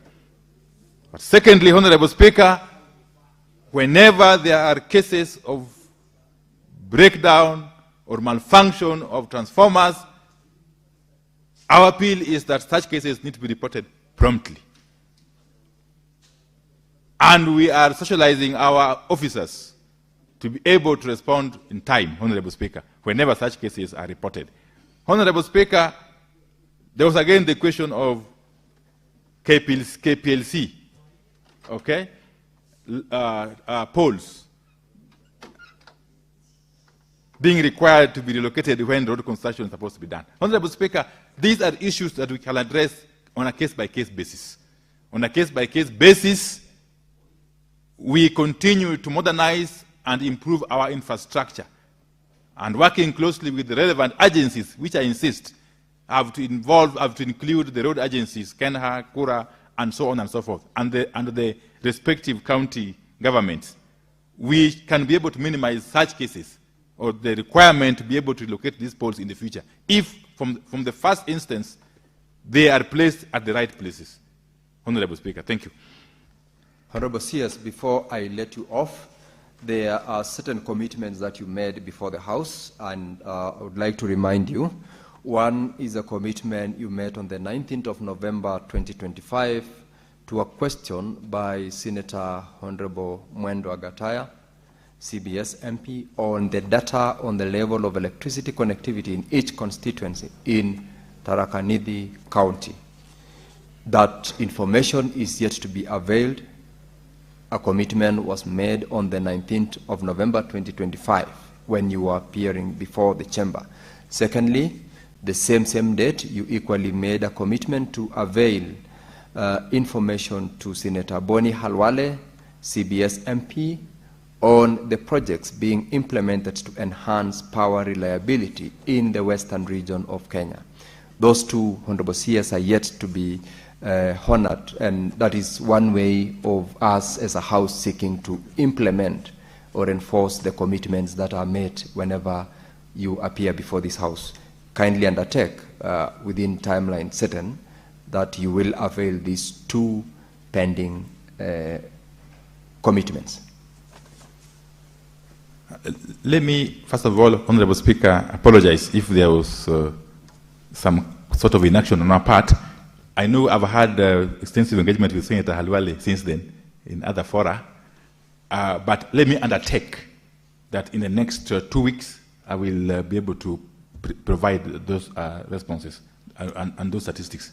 Yes. CS, I'll not allow you 2 weeks. This is 19th of November, 2025. We are in the month of May, 2026. I do not want to allow you to be interpreted to be inefficient. I'll give you 1 week. Well guided, Honorable Speaker. Give you 1 week. Well guided. And this communication, of course, your officers knows the channels with which this will happen. Senator Boni, I'll not allow you to intervene. I hope in the next 1 week, your responses will, your information will be made available. If it doesn't, then you know what to do. And as well, I know what to do. Honorable CS, similarly to the one by Mwenda Gataya, I will not allow you to intervene. I have allowed the CS 1 week to respond. With that, honorable members and the CS, would like to appreciate you for appearing before the House and responding to the questions. The question, Honorable Speaker.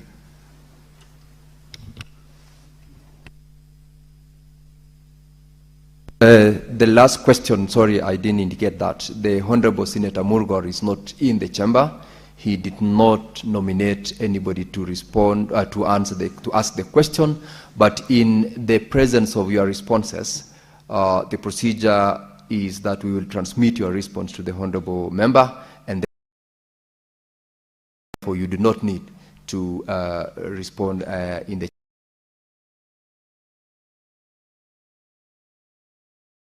chamber because we already have the response with us.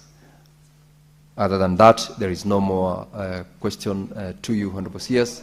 You are free to leave the chamber. If I will allow you any intervention after I release the CS.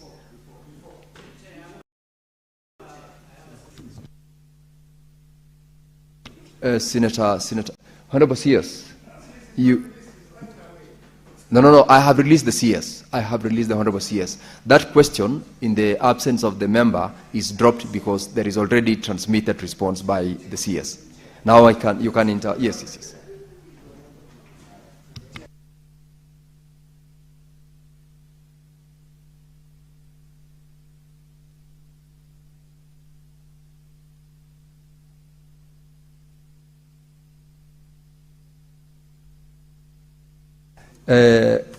Give Senator Eddie the mic.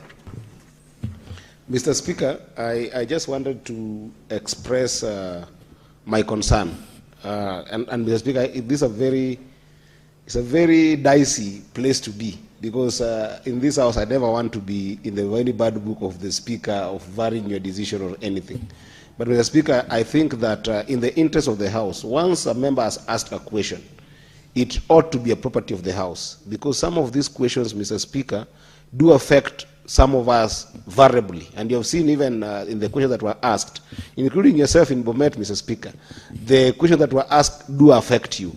So I would have preferred, Mr. Speaker, that even if the member is not here and the transmission has been done, for the interest of the public, you perhaps could use standing order number 1 to allow in future the CS to just give the adequate response to the entire House and to the country, because the questions are in the best interest of the House and the country, not just for the member. Just a plea with you, Mr. Speaker. I appreciate concerns that you've raised, Senator Eddy. Unfortunately, the application of standing order number 1 is in circumstances where there is no express provision from the standing orders as to what action can be done by the chair. In this case, the standing orders requires the member to nominate someone in his absence. Same case we do apply on statements and even motions. And therefore, we need to play with the standing orders and comply. As you all know, this is a house of record. If we don't apply as it is today, it will affect the same thing. But it's a concern that we should see how we definitely would deal with. So for purposes of maybe additional inquiry, we could look at the response by the Honorable CS so that we can do a supplementary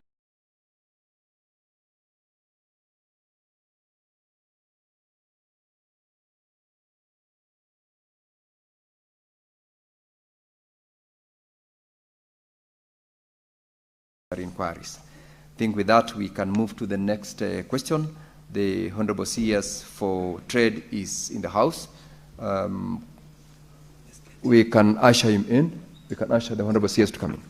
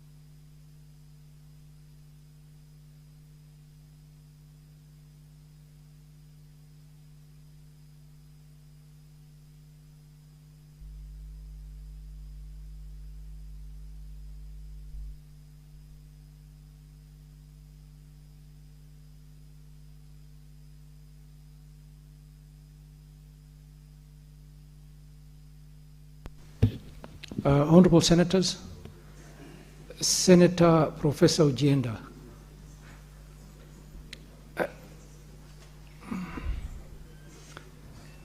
Honorable Senators, the CS is here. Cabinet Secretary for Investments, Trade and Industry. Bwana Waziri, karibu to the Senate. We will go straight to the question by Senator Professor Ojienda.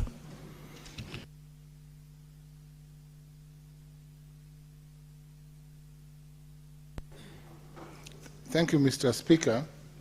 Mr. Speaker, I will proceed to ask question number 24 to the CS Investment, Trade and Industry. Part A, could the Cabinet Secretary provide details on the forms of support the Ministry extends to county governments to build capacity for sustainable market management and to ensure uninterrupted operations in key markets, and explain how the Ministry mentors the effectiveness of such support? Part B, what oversight mechanisms exist to facilitate national government intervention whenever recommendations for operational improvements are not implemented fully and promptly, or whenever county-level decisions are adversely impact local economic activity? And could the CS provide details on how any instance where such mechanisms were invoked? Lastly, Mr. Speaker, what proactive strategies is the Ministry implementing to ensure the continuity of market operations, promote economic resilience, and protect traders' livelihoods, particularly in high-volume trading hubs across the country? Thank you, Mr. Speaker.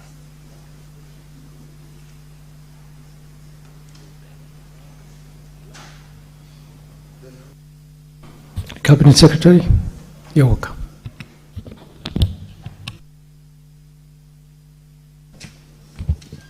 Thank you, Mr. Speaker. Let me begin by expressing my gratitude to you and the honorable senators for the opportunity extended to the Ministry of Investment, Trade and Industry concerning the national government support towards sustainable market management in the counties. Mr. Speaker, in line with the letter dated 4th of March 2026, reference number Senate 4SCOR 17, dated 24th, allow me to proceed and make submissions in respect to the above issues raised by Senator Professor Tom Ojienda. A.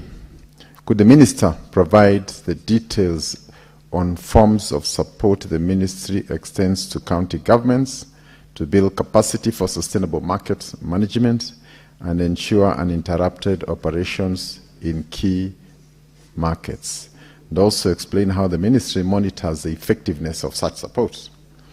So the Ministry of Investment, Trade and Industry provides technical and institutional support to county governments to strengthen sustainable market management and ensure uninterrupted operations in key markets.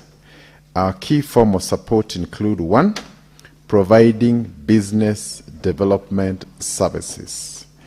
This is in the form of market intelligence and advisory services to support market operations, micro, small, and medium enterprise.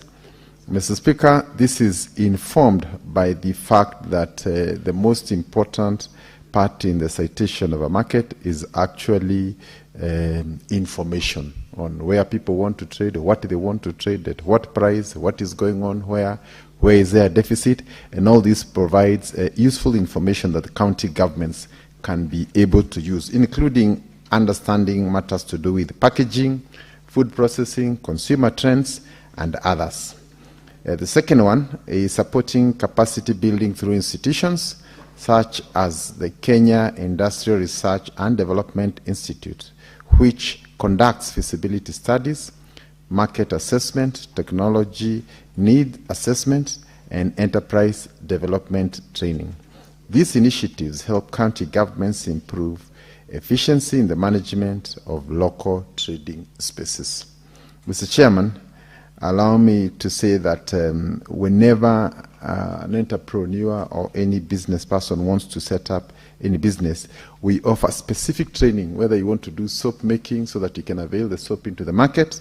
And every month we are training young people on how they can be able to process. And I think counties have an opportunity to be able to facilitate so that in our markets we not only have raw materials but also processed or semi-processed products.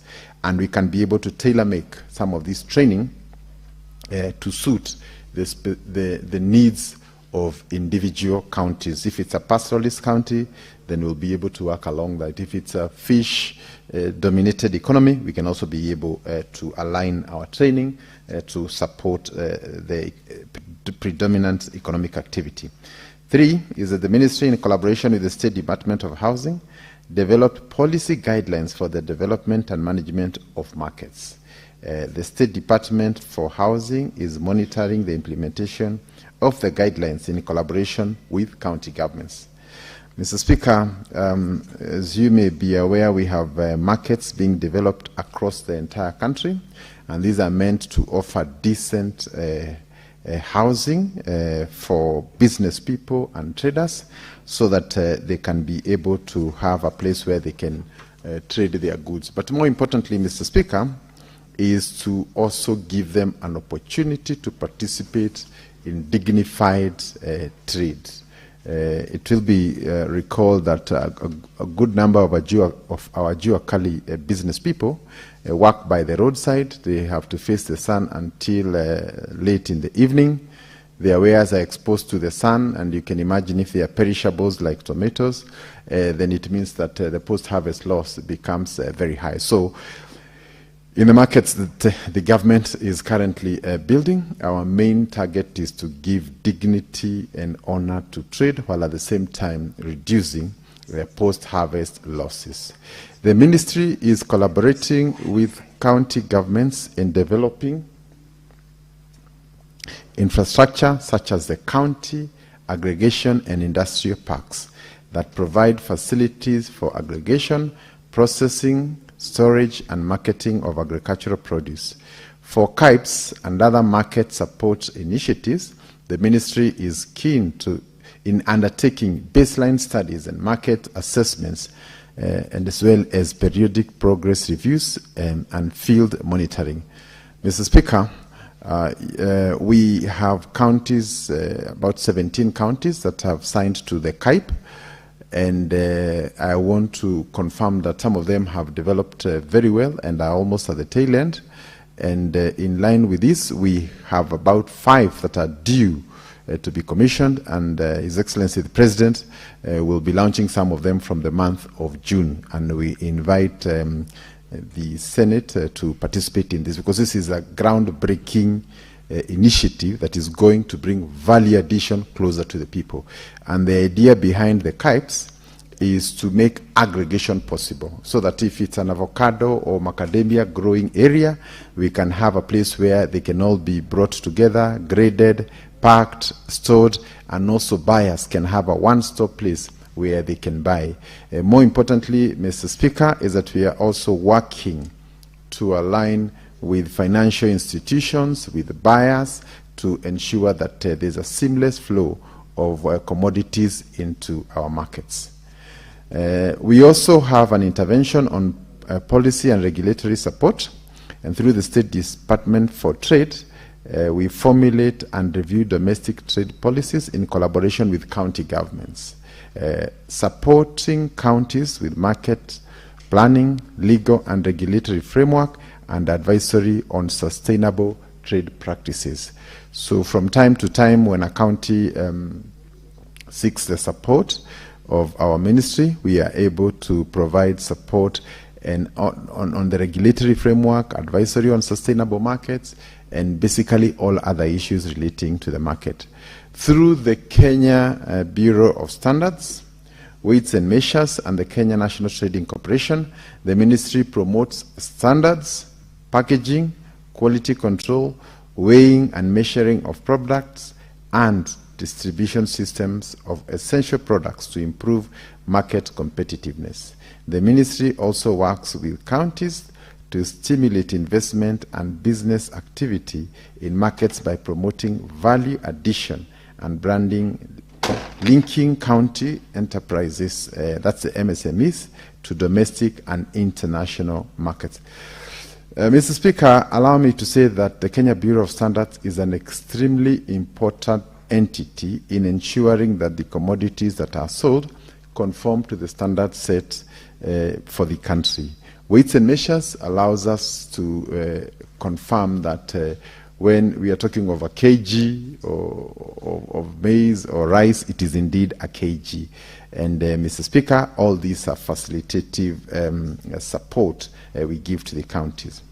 The ministry also coordinates with various state corporations, such as the Warehouse Receipting System, the Kenya Export Promotion and Branding Agency, KEPROBA, and the Kenya National Trading Corporation, and collaborating with development partners to support counties through trade promotion programs, market development initiatives, access to trade information, and export opportunities.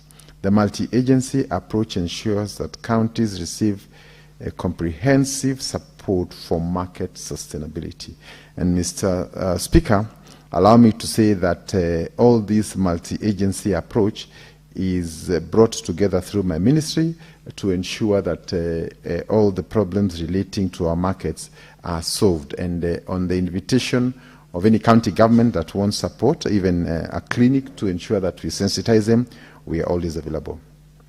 The warehouse receipt system, established under the WRS Act of 2019, supports the ministry in strengthening sustainable agricultural market systems and enhancing the capacity of county governments to ensure efficient and uninterrupted operations of key commodity markets through capacity building and technical assistance, certification, licensing, and regulation of warehouse operators, development of structured agricultural markets, policy guidance and regulatory frameworks, and undertaking monitoring and evaluation for effectiveness, among others. Further, Mr. Speaker, the joint national county coordination mechanisms, the ministry engages county governments through intergovernmental trade forums and technical committees. These platforms allow the ministry to access and review trade and market programs to address implementation challenges and align national and county initiatives. The ministry, through its domestic trade function, monitors the impact of trade policies and practices on domestic trade, including markets. Lastly, Mr. Speaker, secondly, is the question by the Honourable Senator was, what oversight mechanisms exist to facilitate national government intervention whenever recommendations for operational improvements are not implemented, and promptly or whenever county government decisions are adversely impacting local economic activities, and could the Cabinet Secretary provide details of any instance where that has happened? The existing key oversight mechanisms that facilitate the national government intervention whenever recommendations for operational interventions are not implemented, fully and implemented, include the following.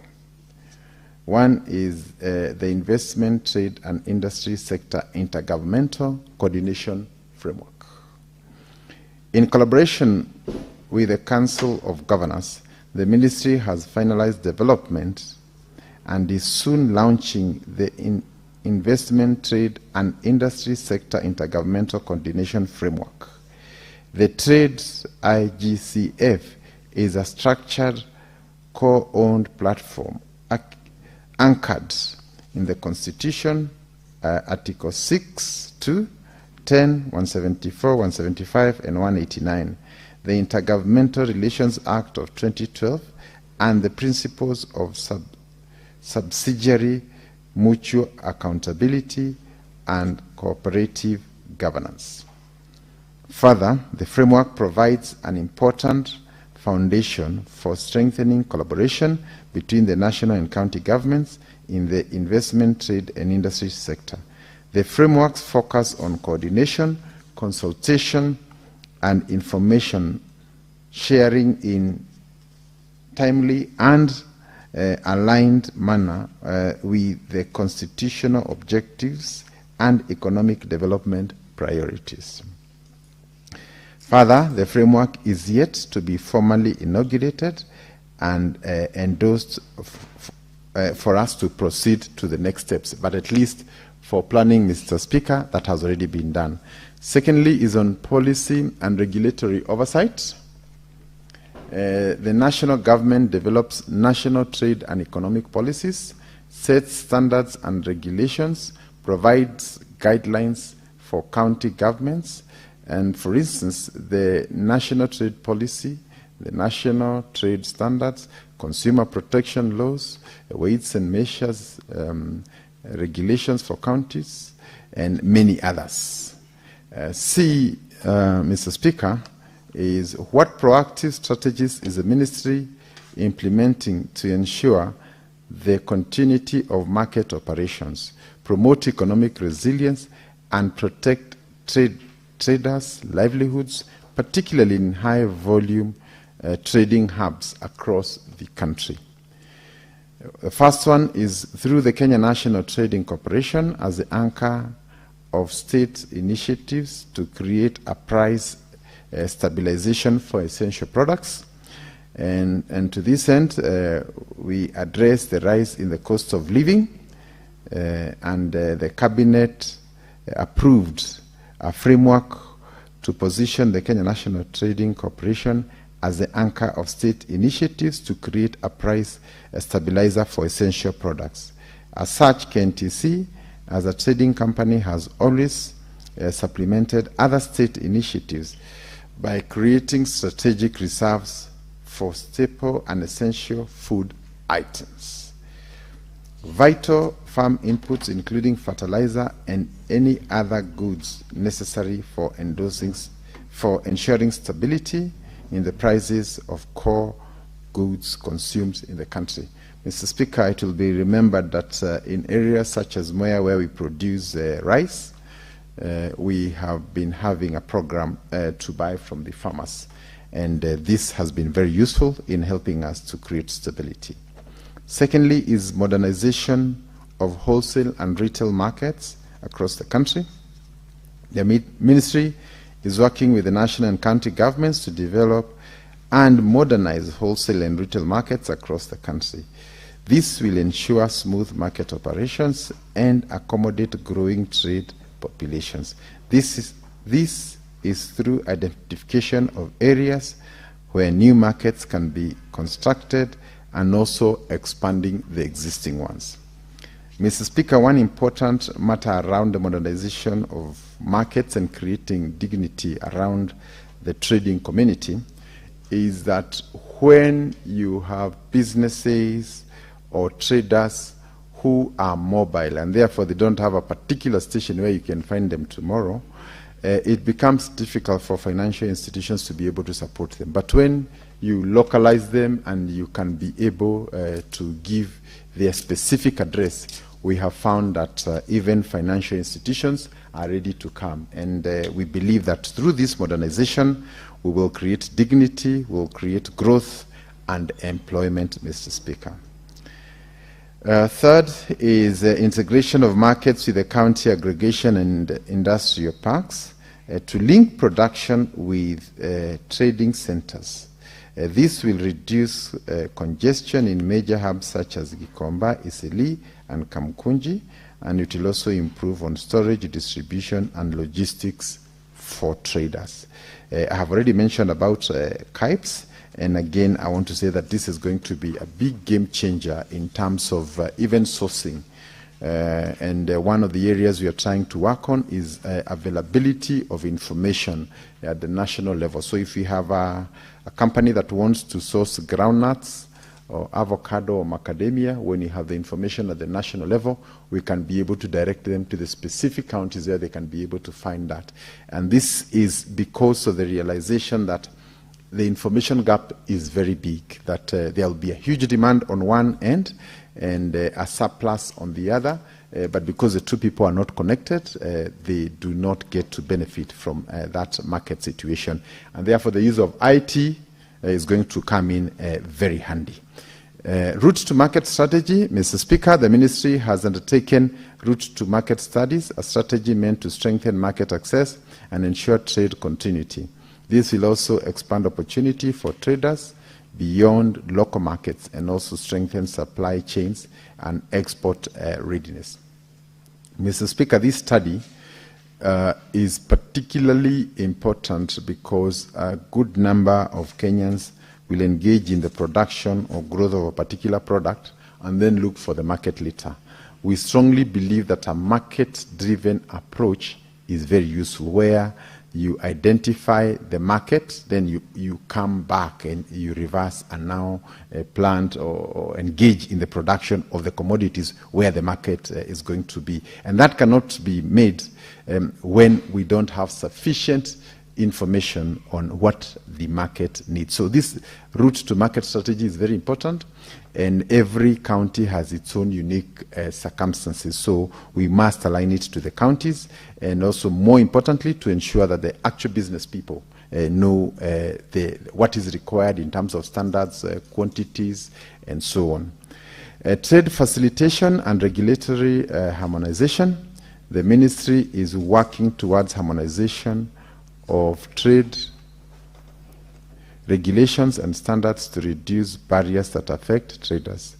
Simplification of business licensing coordination, and other state agencies to address trade issues such as counterfeits, taxation, customs, and import procedures affecting traders.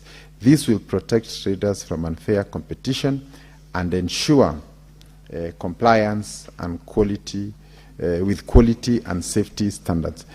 Mr. Speaker, on trade facilitation and regulatory harmonization, I want to confirm that a number of our products are actually on sale even across the border.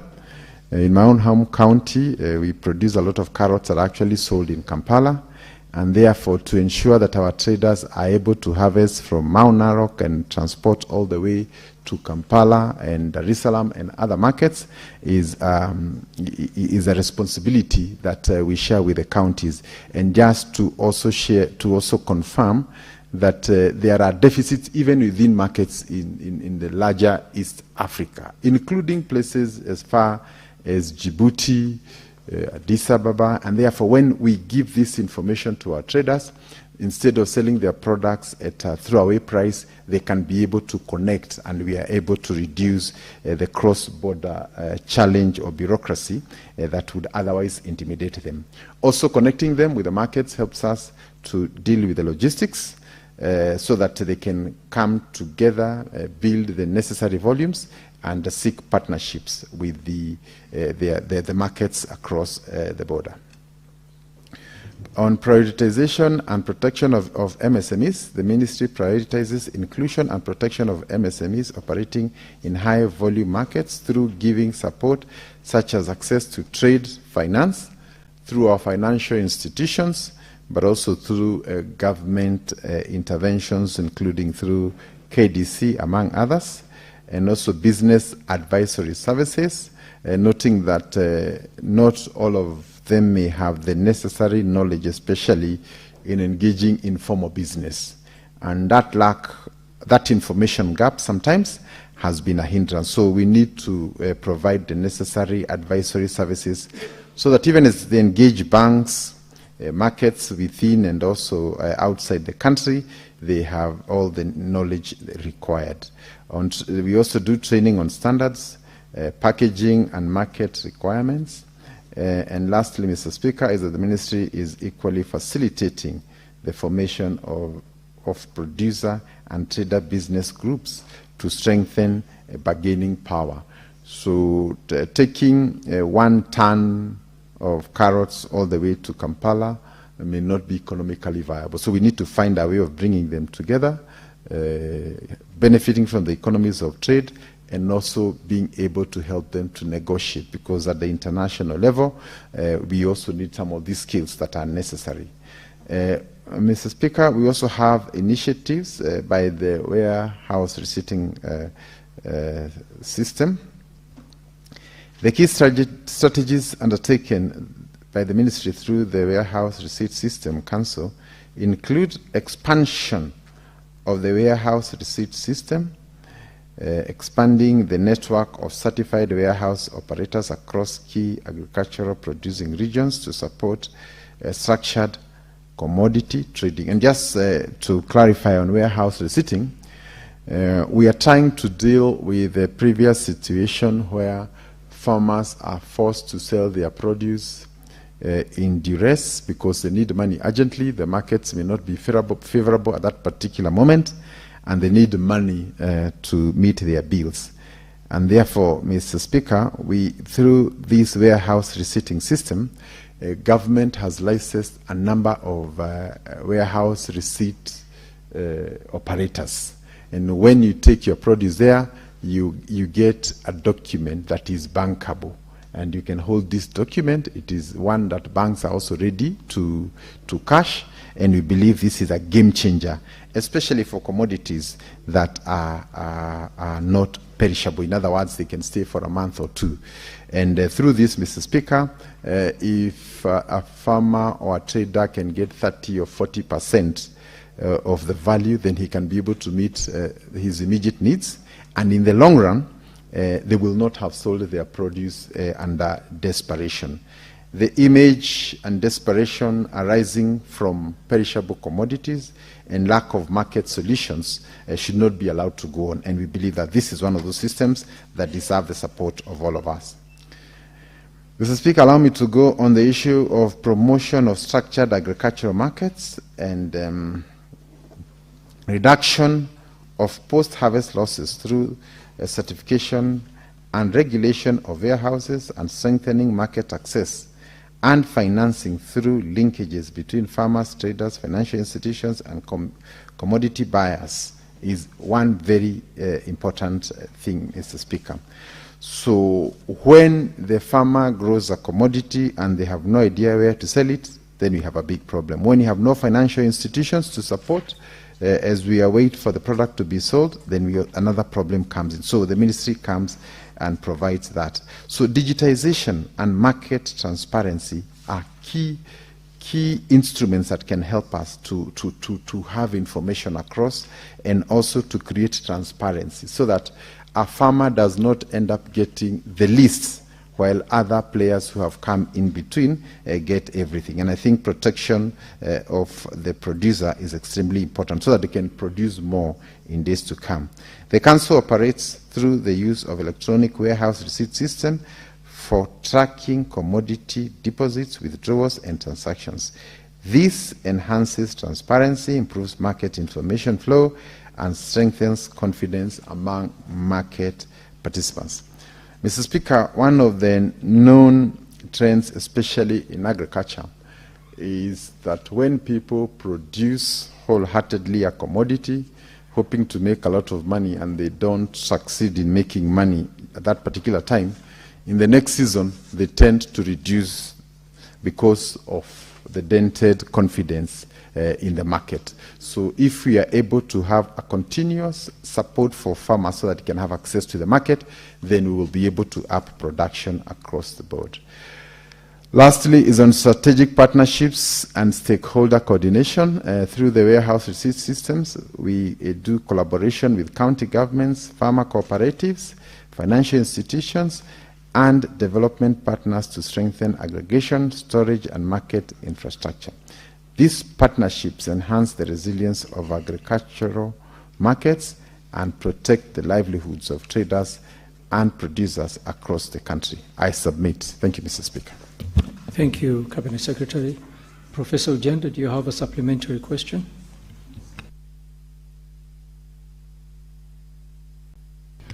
Speaker, I have one supplementary question that arises from Part A of the questions that I asked the CS.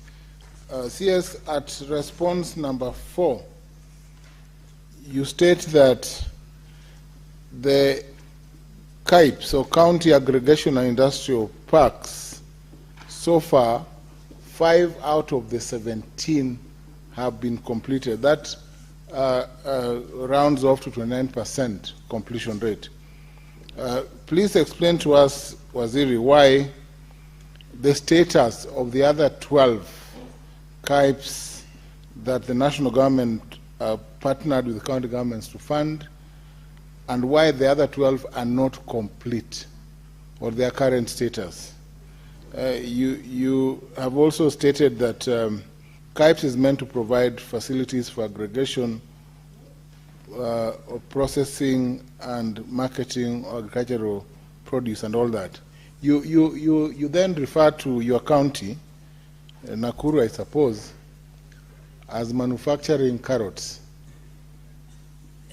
I think carrots are grown, Waziri. Thank you. Cabinet Secretary, you can respond to Ugenda's supplementary question. Thank you, Professor. I think the point, Mr. Speaker, is that 5 of the 17 are ready for commissioning, and we'll be able to share those states. Some of them include Meru, Kirinyaga, and I think they are a good case study of how government can be able to align and with the market, and also provide a solution. So it does not mean the others are not complete. They are at various stages of completion. And just for information, the KIPES were a joint effort between the national government and the county governments. What I would want to state at this point is that the government has provided 100% of all the funds for the 17, and the counties were to provide the balance. But, Mr. Speaker, a similar question has been asked before the Senate, and we'll be able to provide a detailed answer on this issue regarding where each particular KIPE is, what the government has disbursed, and maybe the way forward. But the lessons that we have learned over time will also be very important moving forward. With respect to the carrots, I did mention that the KIPE stands for County Aggregation. And aggregation simply means bringing the different farmers and producers together, packaging.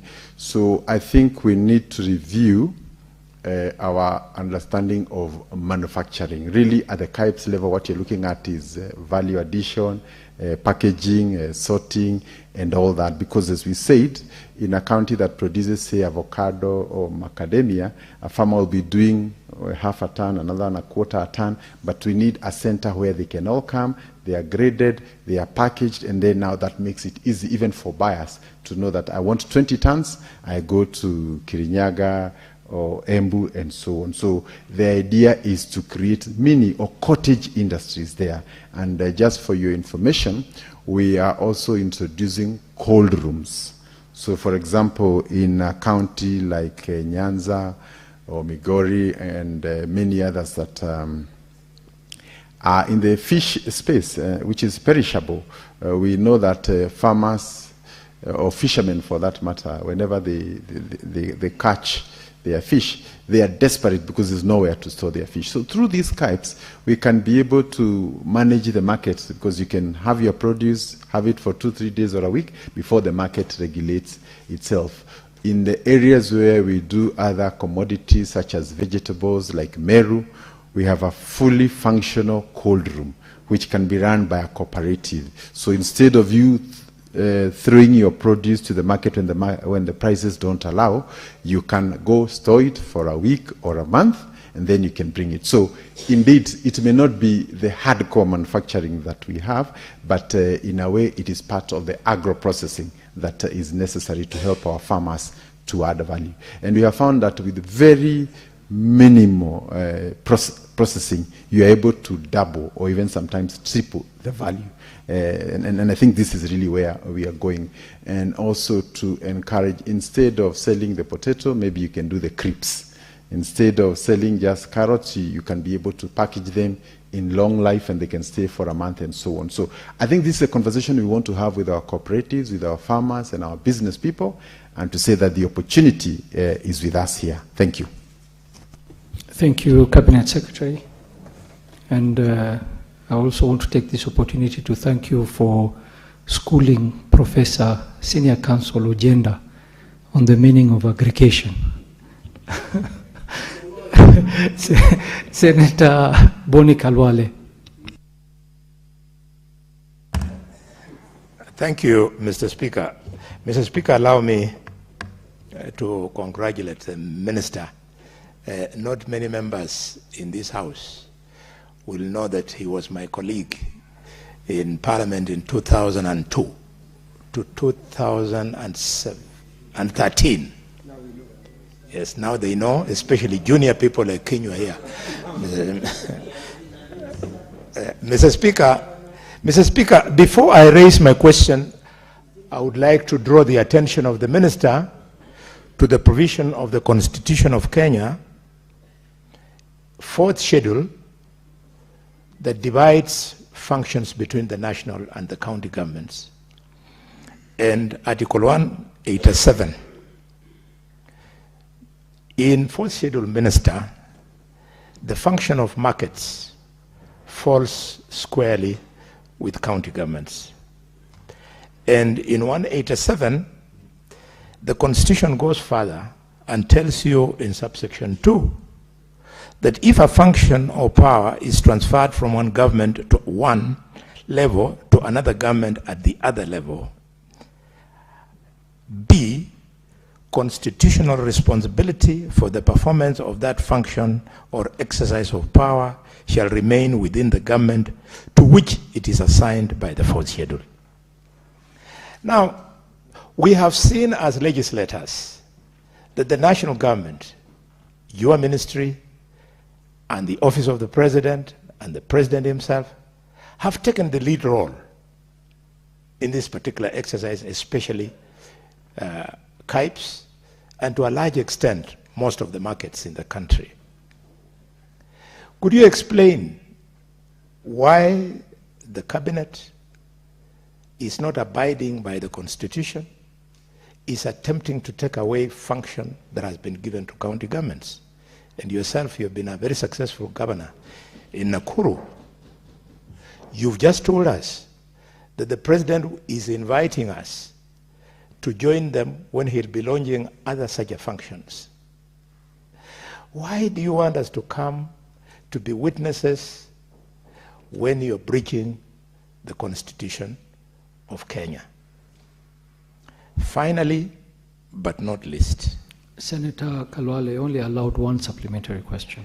Yes, it is the same question, but in a different format. It's the same question, Mr. Speaker. The same question. That question has been the well same understood. Question. That was A of that question. Now I'm going to B. Will be a second question. Senator Boni Kalwale. Mr. Speaker, most obliged. Thank you, Senator. Senator Eddie Okech. Mr. Speaker, I'll be straightforward to the Minister because he has mentioned a number of areas that concern me in Migori County, and I want to just condense it into the issue of market access, particularly on two commodities that you've mentioned expressly, maybe by passing, but not specifically going to how they are currently manifesting in Migori County. Waziri, the first commodity that I wanted you to make clarity about how your government is supporting market access is the issue that you just mentioned on cottage industries on potatoes. In Getonganya, that is in Mabera, there is 100-ton daily production potential for a potato factory that was placed there by European Union and partly by your government that is not functioning, and 6,500 farmers are experiencing serious losses because of middlemen in Kuria. And they are producing this potato that you are talking about very well that they should make 2 crips, but this has been a pipe dream that has not happened for the last 5 years. Could you please give us a status report on that particular commodity, the potato in Getonganya in Kuria West constituency? And then the last commodity that you have also touched but has continued wallowing in Migori County is actually gold, which is very, very important in the country. And Mr. Speaker, the ministry that would think about helping our artisanal farmers, or rather miners, technically, has been doing it very well, which is the Ministry of Mining, in terms of just providing the technical and the support that is needed to some extent. But for this particular ministry, Waziri, I wanted you to give us a status report in terms of how are you supporting Migori miners, be it in Kiancha, be it in Masara, be it in Nyatike, in terms of centralized and value addition, when you think about issues around establishing a joint refinery as well as centralized export systems, which you have indicated will be very key in terms of cottaging this particular area, so that the gold price in Migori County is also not left to middlemen, and they're not making money out of it, yet most of them are artisanal miners, and don't have capacity to access better markets and better infrastructure to be able to make money out of their sweat in the gold mines. Thank you. Thank you. Senator Mariam Sheikh.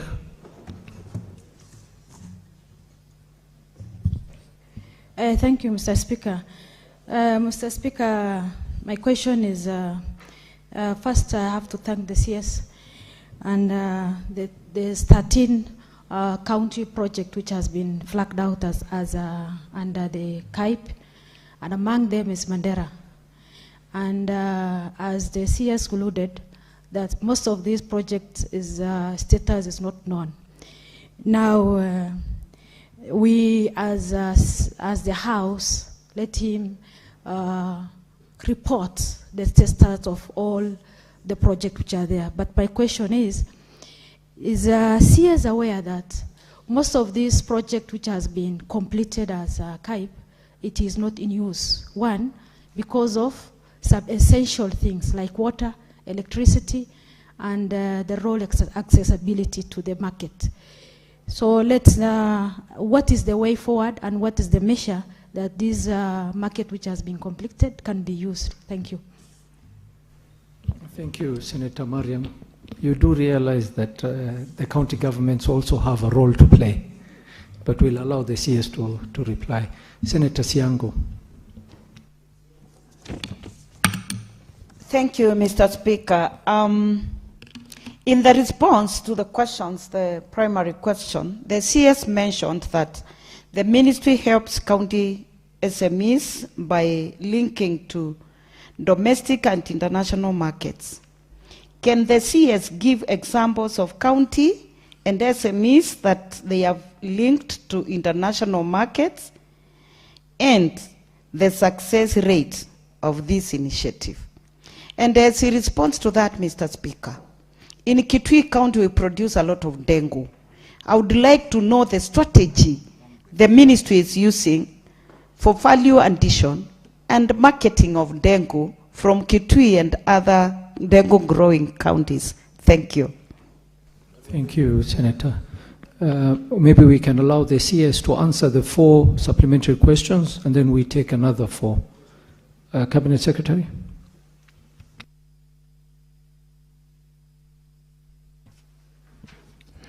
Thank you, Mr. Speaker. Allow me to start with the questions as raised by the Honorable Kalwale, and indeed to confirm that we were together in the 10th Parliament. So the first is the responsibility of markets lies with the county governments. I think that's correct and it's well articulated in the Constitution.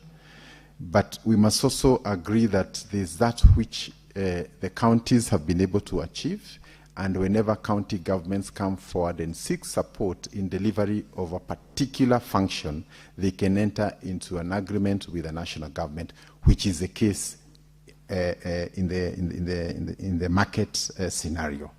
So when we say that the markets are complete and we will be doing the commissioning, this is in collaboration with the county governments. In fact, the governors have written to us, we are now complete, and we would want to launch these markets. And because the national government has contributed half, while the county governments have contributed half, then we also have a responsibility to ensure that the resources put by the national government are actually put into good use, are complete, and more important, Mr. Speaker, to appreciate that although there are these very hardline distinctions between national and county governments, to the ordinary mwananchi, what they want is service delivery. And there are many components within the KAIP that are delivered by the national government. For example, power. You know, also we have issues to do with water, issues to do with roads. Because again, if you come up with a market that is logistically inaccessible, even if it is a county function and you require a national road to access there. So we have found out within our first phase of the KAIP implementation that there are many things we had not looked at that involve both national and county governments. And in our second phase of the implementation of the KAIPs, we will be looking to incorporate some of the lessons we have learned. Like, for example, we allocated 500 million to all the KAIPs, irrespective of what services you already have, because there are certain KAIPs where power was already there, the roads were already there, the sewer system is there. How would you compare that with one where none of those facilities were there, including even any other that would require you to access? So, Mr. Speaker, it is not possible to have one number for all of them, and I think these are some of the lessons that we have learned in the course of this discussion. So the invitation by the national government is in collaboration with county, and the responsibility of my ministry is to ensure that government resources are used well, and indeed there's no wastage on public resources. Mr. Speaker, allow me to go to Migori West, and the Honourable Member has alluded that we have a nearly 100-ton potato potential. And I think maybe the first thing to say is that we must diversify our definition of what food security is. I think for the longest period, food security was equal to maize. So if we didn't have sufficient maize, then we were food insecure. Yet, much of the potatoes from Migori, parts of Kisii, Nyandarua, Nakuru, and many other of these places have excess potatoes. But working together with the Ministry of Agriculture, we are trying to deal with one market challenge that we have. The varieties that are grown in most of our areas are varieties that have a very short shelf life. So after harvesting in the next 2 to 3 weeks, they will not be able to last beyond the 2-3 weeks. Therefore, the farmers are always desperate. There are other varieties that have been introduced in the market. They may be slightly expensive, but they are more productive, they are more resilient, and can be used for specialized markets, including some of the big international franchises we have, including KFC. So I think what we really need to do is, one, to help our farmers to grow the right varieties, connect them through contract farming to some of these big international companies. And one of the things we have tried to do is to ensure that, unlike in the past where potatoes and oranges would be imported, we are now trying to understand which varieties that need to be grown and how we can connect them to the markets. Mr. Speaker, allow me to say that in my conversations with some of the manufacturers in the area of potatoes, we are still importing potato paste from Egypt because it is required as a critical ingredient in making the tomato paste. So what we are trying to work on now is to get that particular tomato that would be grown in some of our areas across the country, link them with the farmers, and together we can work together. In the case of Migori, Mr. Speaker, we are also trying to encourage business people to realize the potential in our counties. Migori is an extremely rich county with gold, food, access even to our neighboring countries. So the biggest drive is really to ensure that the capital we find in the big cities can also be channeled there. And through that, Mr. Speaker, we have organized several business forums, including one we had in Nyanza in 2013 that brought about, I think, 5 of the counties, but we would be glad to also do Migori specific. On the artisanal miners, Mr. Speaker. Just a moment, Cabinet Secretary. What is your point of intervention? Is on a statement by the CS. Mr. CS, please clarify how potatoes can be used to make tomatoes. Tomato. That potato paste. Senator Ojienda, I can reply to that. You were not paying attention. We are dealing with counterfeit. Is the CS saying that Kenyans are using potatoes as tomatoes? No. Senator Ojienda. Yes, Senator Kinyo. Mr. Speaker, we are concentrating and we are following what the Cabinet Secretary is saying. We are following what the Cabinet Secretary is saying, but I am sure the good professor is busy on his phone getting instructions from Mr. Speaker, you know from who. So please allow us to listen to the Cabinet Secretary. Thank you, Senator Professor. I agree with Senator Kinyo. You did not listen to what the CS was saying. Can I answer for the CS? It was very clear. He said potato paste is a requirement in making tomato paste. So we're importing tomato paste from Egypt.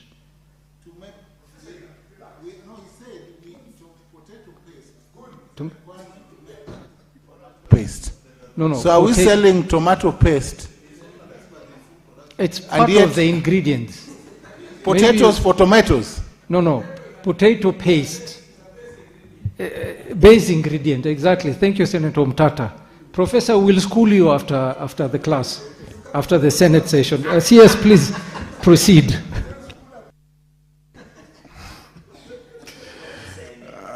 Thank you, Mr. Speaker. Just for the benefit of my good professor, I think all we are trying to say is that there are gaps in the market, and our role is actually to connect those market gaps and tell our farmers, so that if it's potatoes, we get the right potatoes that the industry is asking for. Tomatoes, the same.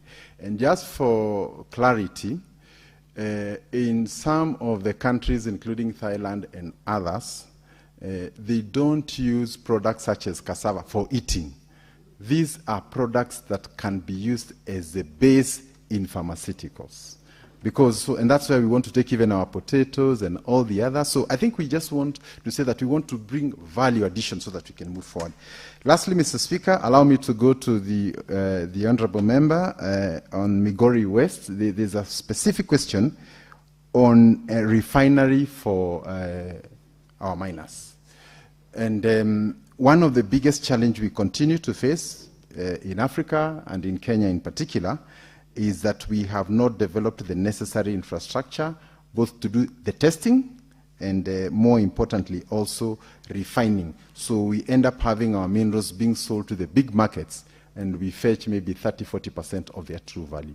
So one of the things that Kenya is trying to position itself is to be the refining hub for the region, not just for the country, but the entire region from DRC, Uganda, and all the others. And as you may have heard the speech by the president in Tanzania, these were some of the conversations that we would want to entrench. There will be huge opportunity, given the gold reserves that we have found, the rare minerals that have also been identified in Kenya, and working together with the Ministry of Mining, we will be able to come up with this area as one area where we can put our technology, our people, and also the financing necessary to create. And Kenya recently joined the prestigious group of countries that are recognized in mining. So I think we now need to move from the artisanal mining category to professional and large-scale mining. And I think this is going to be a game changer, Mr. Speaker. So lastly, Mr. Speaker, there was a question on the status, the Honorable Mariam, on the status of markets as being unknown. It is not unknown. I only said that a specific question on the status of KIPES has already been presented to us from the Senate. And we are waiting for the right date so that we can present it together with all the evidence required, and together we can be able to fill the gaps. But more importantly is that every so often we are learning a lot from these KIPES. For example, Mr. Speaker, in pastoralist counties where livestock is a key value chain, we need to align our KIPES so that they reflect that. In areas where it's largely agricultural or cereal, then again, we can't have one design for all of them. So these are lessons, and I think we cannot claim to be perfect in all this.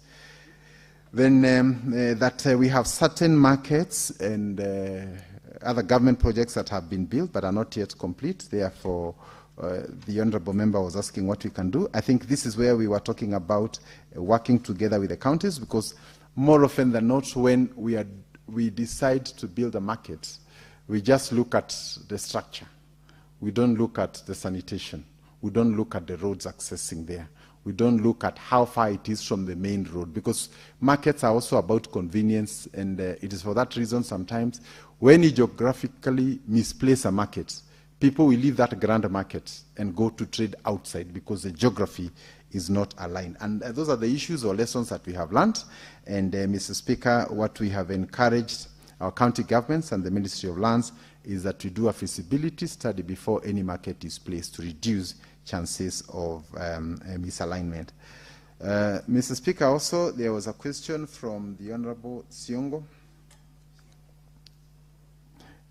on specific examples of cooperatives or circles that we have been able to connect across. So we have Gatanga Tea Factory has been visited by major tea buyers, Grammy Tea and Herbal Association from France, and they are producers of the orthodox tea.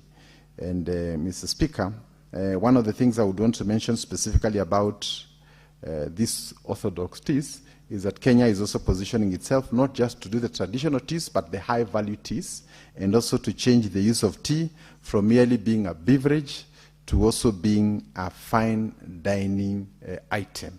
And to this effect, we will be launching some of these products during the French Africa Summit that will be held in Kenya from next week. And I think some of these issues will be also put across.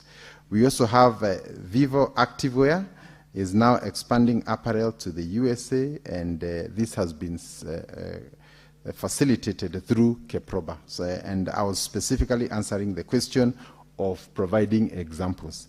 Mr. Speaker, allow me to inform the Honourable Member that in the general area of Machakos, Makueni, and those regions, the mango pulp that comes from that region has been found to be very good. In fact, it has no comparison within the larger East and Central Africa.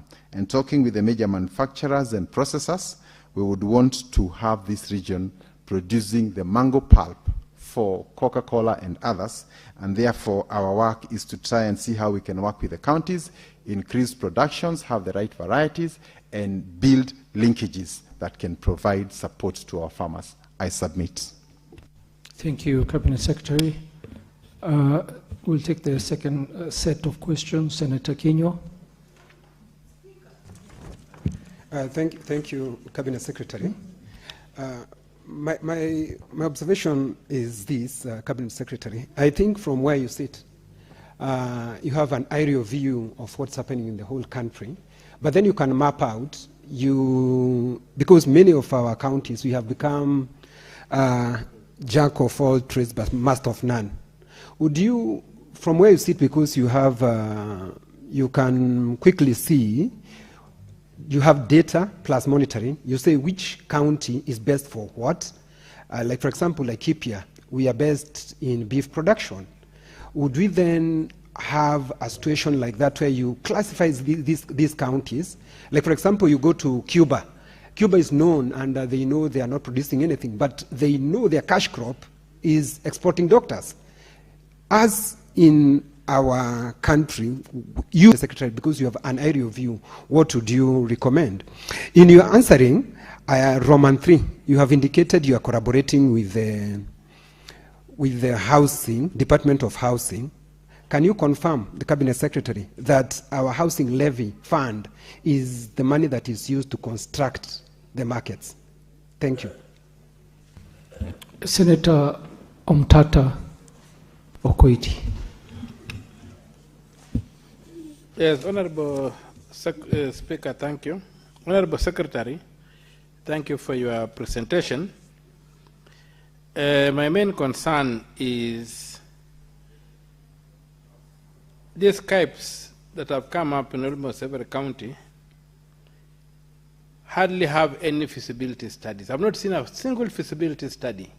I've tried to get one for Busia, the CAPE in Busia, in Nasewa, no feasibility study. I've been tried to, there's also an industrial park there. I've tried to get a feasibility study for the industrial park. There's none. I've tried to get a spatial plan. There's none. I would have wanted to see a feasibility study whereby I'm able to gauge the viability of the project before public money is invested in. It's very good to talk about aggregation parks, to talk about this, to talk about all those things I've spoken about. But where there's no scientific study showing me that 1 + 1 equals, equals to 3, as Professor says, 1 + 1 = 2, I find it difficult to follow your presentation because you have reduced this thing into a very academic exercise. When I go to Busia Kaip, I've been there. What hits me is that what is this thing going to do? How is it, where is the ecosystem within which this CAIP is going to work? We visited the CAIPs in Ethiopia and they had very clear thematic areas. They were not one size fits all. They were integrating regions in a very, very clear thematically organized park. When you looked at it, you would see like that are driving industrialization. You have got incentives that, such as in taxation, there have incentives, even in power provision to these positions. So I don't know, Honorable Senator. Senator Tata, please put your question forward. Yes, I'm coming there. Avoid debating the issue. I've laid the background.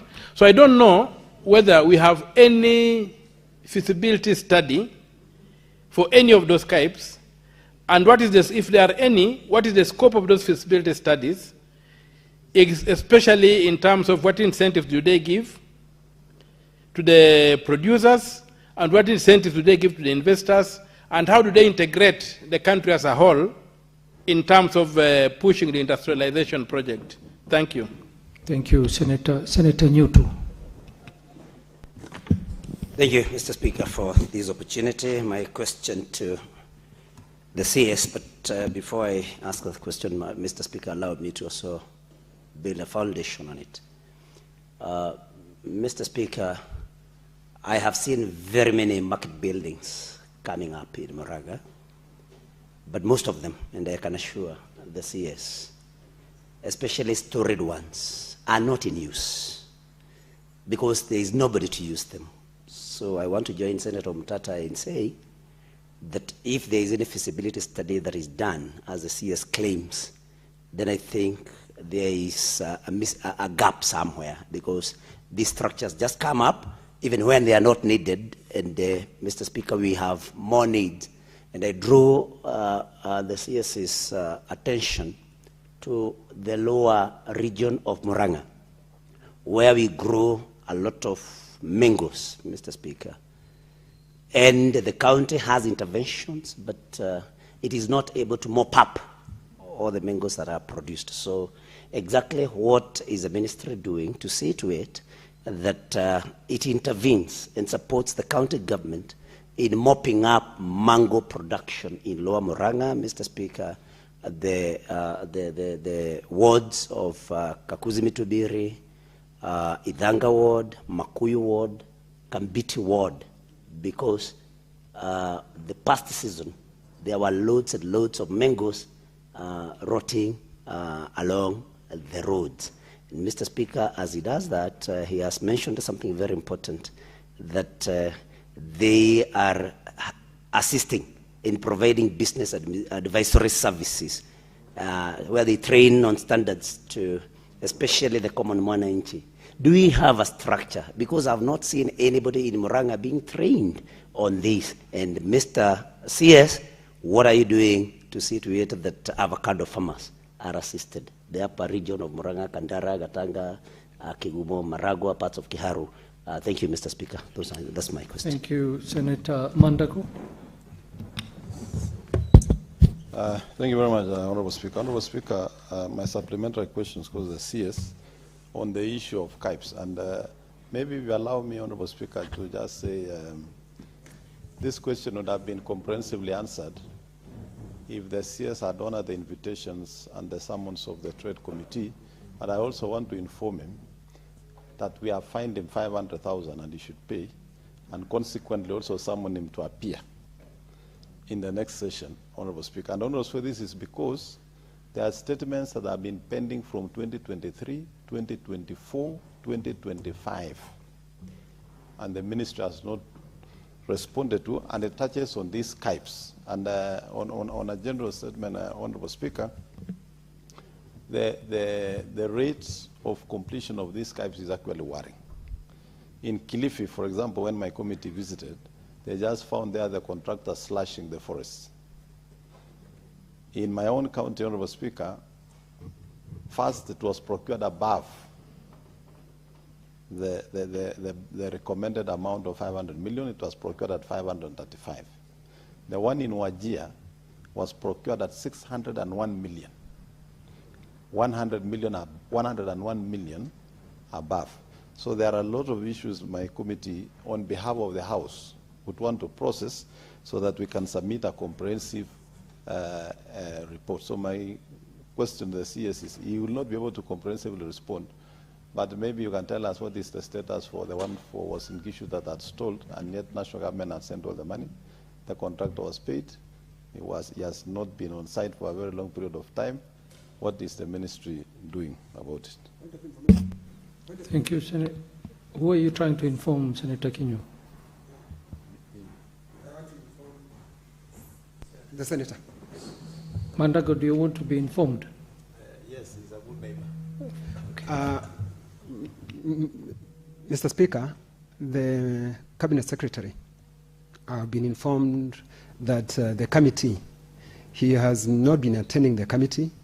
He was summoned, and as we speak, he has been fined. Mr. Speaker, I don't know what's your guidance to the House, whether I think whether we can ask before the Cabinet Secretary leaves, he pays his fine. Otherwise, we look for Al-Sifuna and Karunga Wathango and Eddie, who are very good in dealing with those matters. Thank you.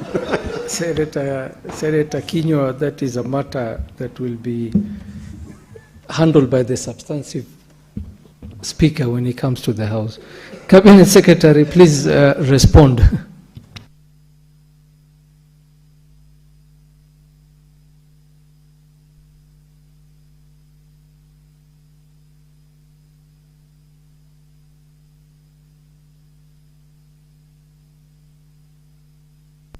Thank you, Mr. Speaker. Allow me to respond on the further questions that have come. And I want to start with the Honorable Mtata. Whether we have feasibility studies, and if so, present one for Sebusia and the others. I want to confirm that there may be no elaborate feasibility studies that were done, but I think what is important is this. All of us, when we are doing our campaigns, we go across the whole country. We talk to communities. They tell us what they want. In this particular case, the president, during the run-up to the election, he met hundreds of people, including the Mamamboga and other people. And one of the constant things that they asked was, give us dignity in our work, in markets, in the CAIP. So that is also a public participation and a feasibility study in terms of, does the market, does the community want, is it needed? And therefore, to that extent, when he got into office, again, we could not have spent another 3 years doing feasibility studies. Mr. Speaker, allow me to inform my good friend Omtata. Senator Bonikalu, ideally we're not supposed to raise point of orders when the CS is responding.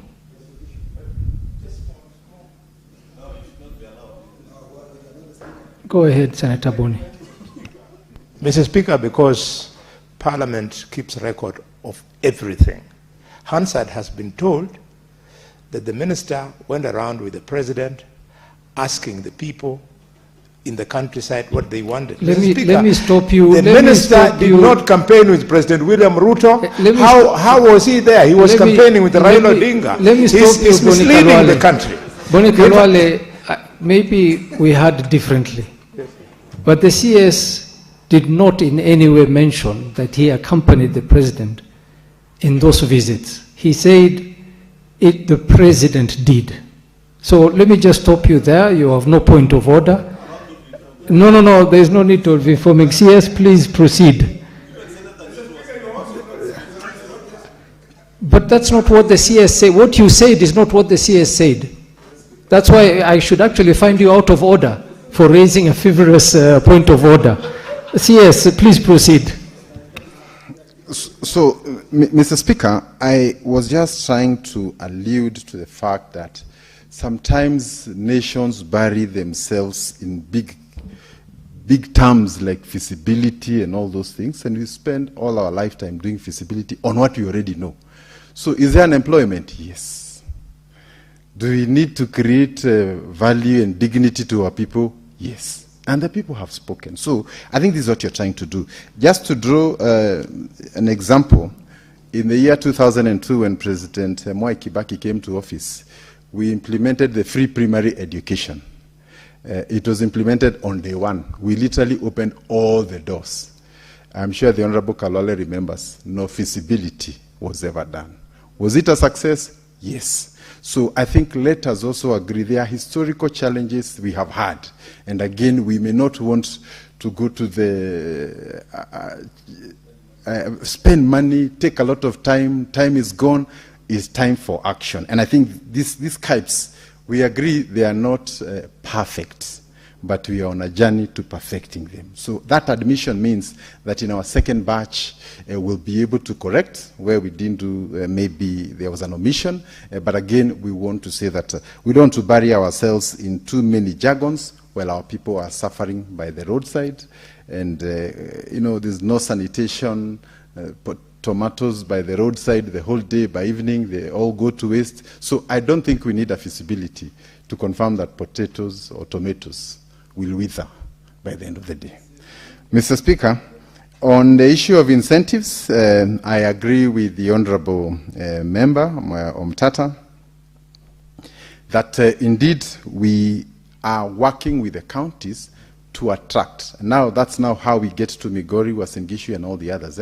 So the county governments have an opportunity to create business forums, to showcase the opportunities that are there, what incentives are there, partner with the bank so that we can now have more value addition. In the western parts of the country, including Busia, Migori, and all the others, our idea was that in the East African market, we can be able to supply those markets using our KIPES in those particular parts of the country. So they were actually export-oriented, like the one in Busia.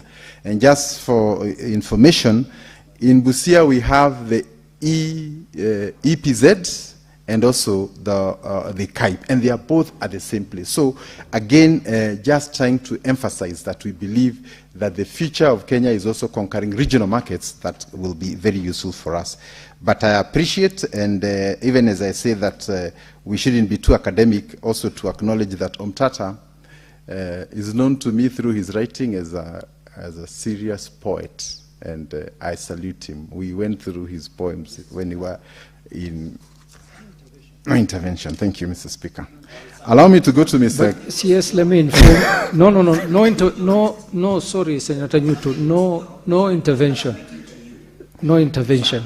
Senator, Cabinet Secretary, you have 5 minutes, so please. Thank you. Go very quickly over the questions. The Honorable Kenyan, I think the question of why don't we map out the whole country so that we don't end up doing industries everywhere, agriculture everywhere.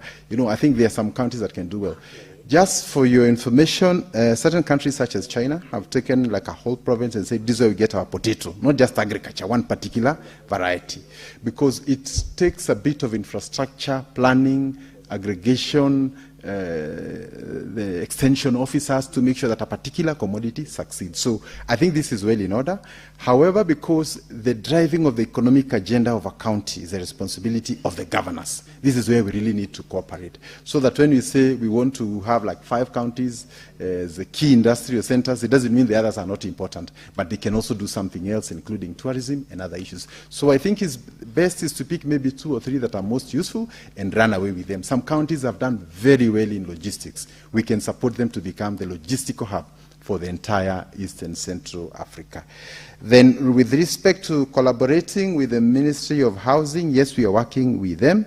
And although we are not the implementing ministry in terms of markets for housing, we work together for information, for citation of where the market will be built, and we continue to deal with emerging issues as and when they come. We consider markets to be an extension of the housing agenda, because when you build a house, those people will require some place to go and buy their vegetables. They will require some place to go and work. And if you just put people in houses without providing the necessary social infrastructure, you're actually creating ghettos, and these will be centers of crime. So it is necessary to provide associated services such as markets, social centers, nursery schools for the kids, and a bit of a dispensary. That is what we call an integrated living, including a basketball or place where they can play some sports. Otherwise, we will have high crime that we cannot be able to control, and this is part of that program. The Honorable Nyoto did mention about markets in Muranga. and some of them that may be empty. I think what I would really want to encourage all of us is that when you are making economic decisions, it may be necessary to remove a bit of the politics. And this is what I have in mind. So you find that a market is to be built in a particular place, but the citation of that market sometimes ends up not necessarily being an economic decision. It's more, leaders want it in this location, or this is where I come from. But the point is, a market is defined as where the buyers, the sellers, and the commodities are. So if you take the physical building outside those three parameters, then that will be a white elephant. So we need to work with what is already in existence. And that is why you find, like on your way to Nakuru, there's a place called Sokomjinga. There was no physical market, but there are buyers, there are sellers, and there was a commodity. So what the government is doing is just placing now the infrastructure so that they can get inside there. So we need to align to what the public want in citation of that. Mangoes from the lower parts of Muranga, I want to confirm indeed that's true. And as I said with respect to Kambani, we would want to make Kenya a major producer of mango pulp. And this is really where the governors can also help us, so that we create enough mango plantations and we have the right climatic weathers there. And more significantly is the fact that we already have markets for mango pulp, and I don't think Kenya can satisfy the global demand for mango pulp for the next even 20 years. So it's time for leaders to come together, get the right varieties, get the right infrastructure, and we also have a company that is coming to set up here in Kenya that will be buying much of the fruits for sale into the European market, one of the biggest market connections to some of our retail outlets there. Lastly, from the Honorable Nyoto is on training of farmers. We do it sometimes on request specifically by a cooperative or by the governor or a SACCO or that kind of engagement, because each region has its own needs. So we cannot say that we want to go and teach honey processing to a community that doesn't do that. So it has to be tailor-made to meet the needs of the members. Mr. Speaker, the last one is from the Honorable Mandago, and I hear that I have been fined 500,000. I will be launching a fundraising for this money because I don't have it. But the important part is that we were in Dar es Salaam with the President to open markets, including for the pulp, the avocado, and as you know, Mr. Speaker, our traders. Senator Eddy, there are no interventions. What clarification are you seeking? Mr. Speaker, the minister will be leaving soon, and I know the House might be rising soon. And he has talked about a scientific issue that he tried to navigate very skillfully from Senator Okiya Mtata. Does that same navigation, Mr. Speaker, applies to the decision that the ministry made recently on fuel? Because the ministry made a decision to lower our, to actually increase our sulfur levels in our fuel from 10 milligram per... Senator Eddy, let the CS conclude. We are actually out of time. Mr. Speaker, this is a matter of national concern. I just it is, but you've raised it a bit late. You've raised it a bit late. We're already out of time, Eddie. Could you just give us, if you don't mind, Mr. Speaker, he does not have time just even to respond. Impact assessment, maybe not now, but commit to you that whether there is done an impact assessment on the damages this might have in the economy in terms of pollution and damages in our vehicles, so that we just know as a country that these very well, standards Senator. Very well, have Senator. impact We've understood you. Cabinet Secretary, maybe you can just make a commitment that you will respond in writing. Thank you, Mr. Speaker. So I was just responding to the Honorable Mandago, and that our inability to attend yesterday's session is because we were part of the presidential delegation, and we had already written a letter to that effect. And Mr. Speaker, Tanzania is a key trading partner with Kenya, and as you know, we have had many trading issues with Kenyans having challenges there. So it was not possible for us not to attend, and a letter to that effect had already been sent.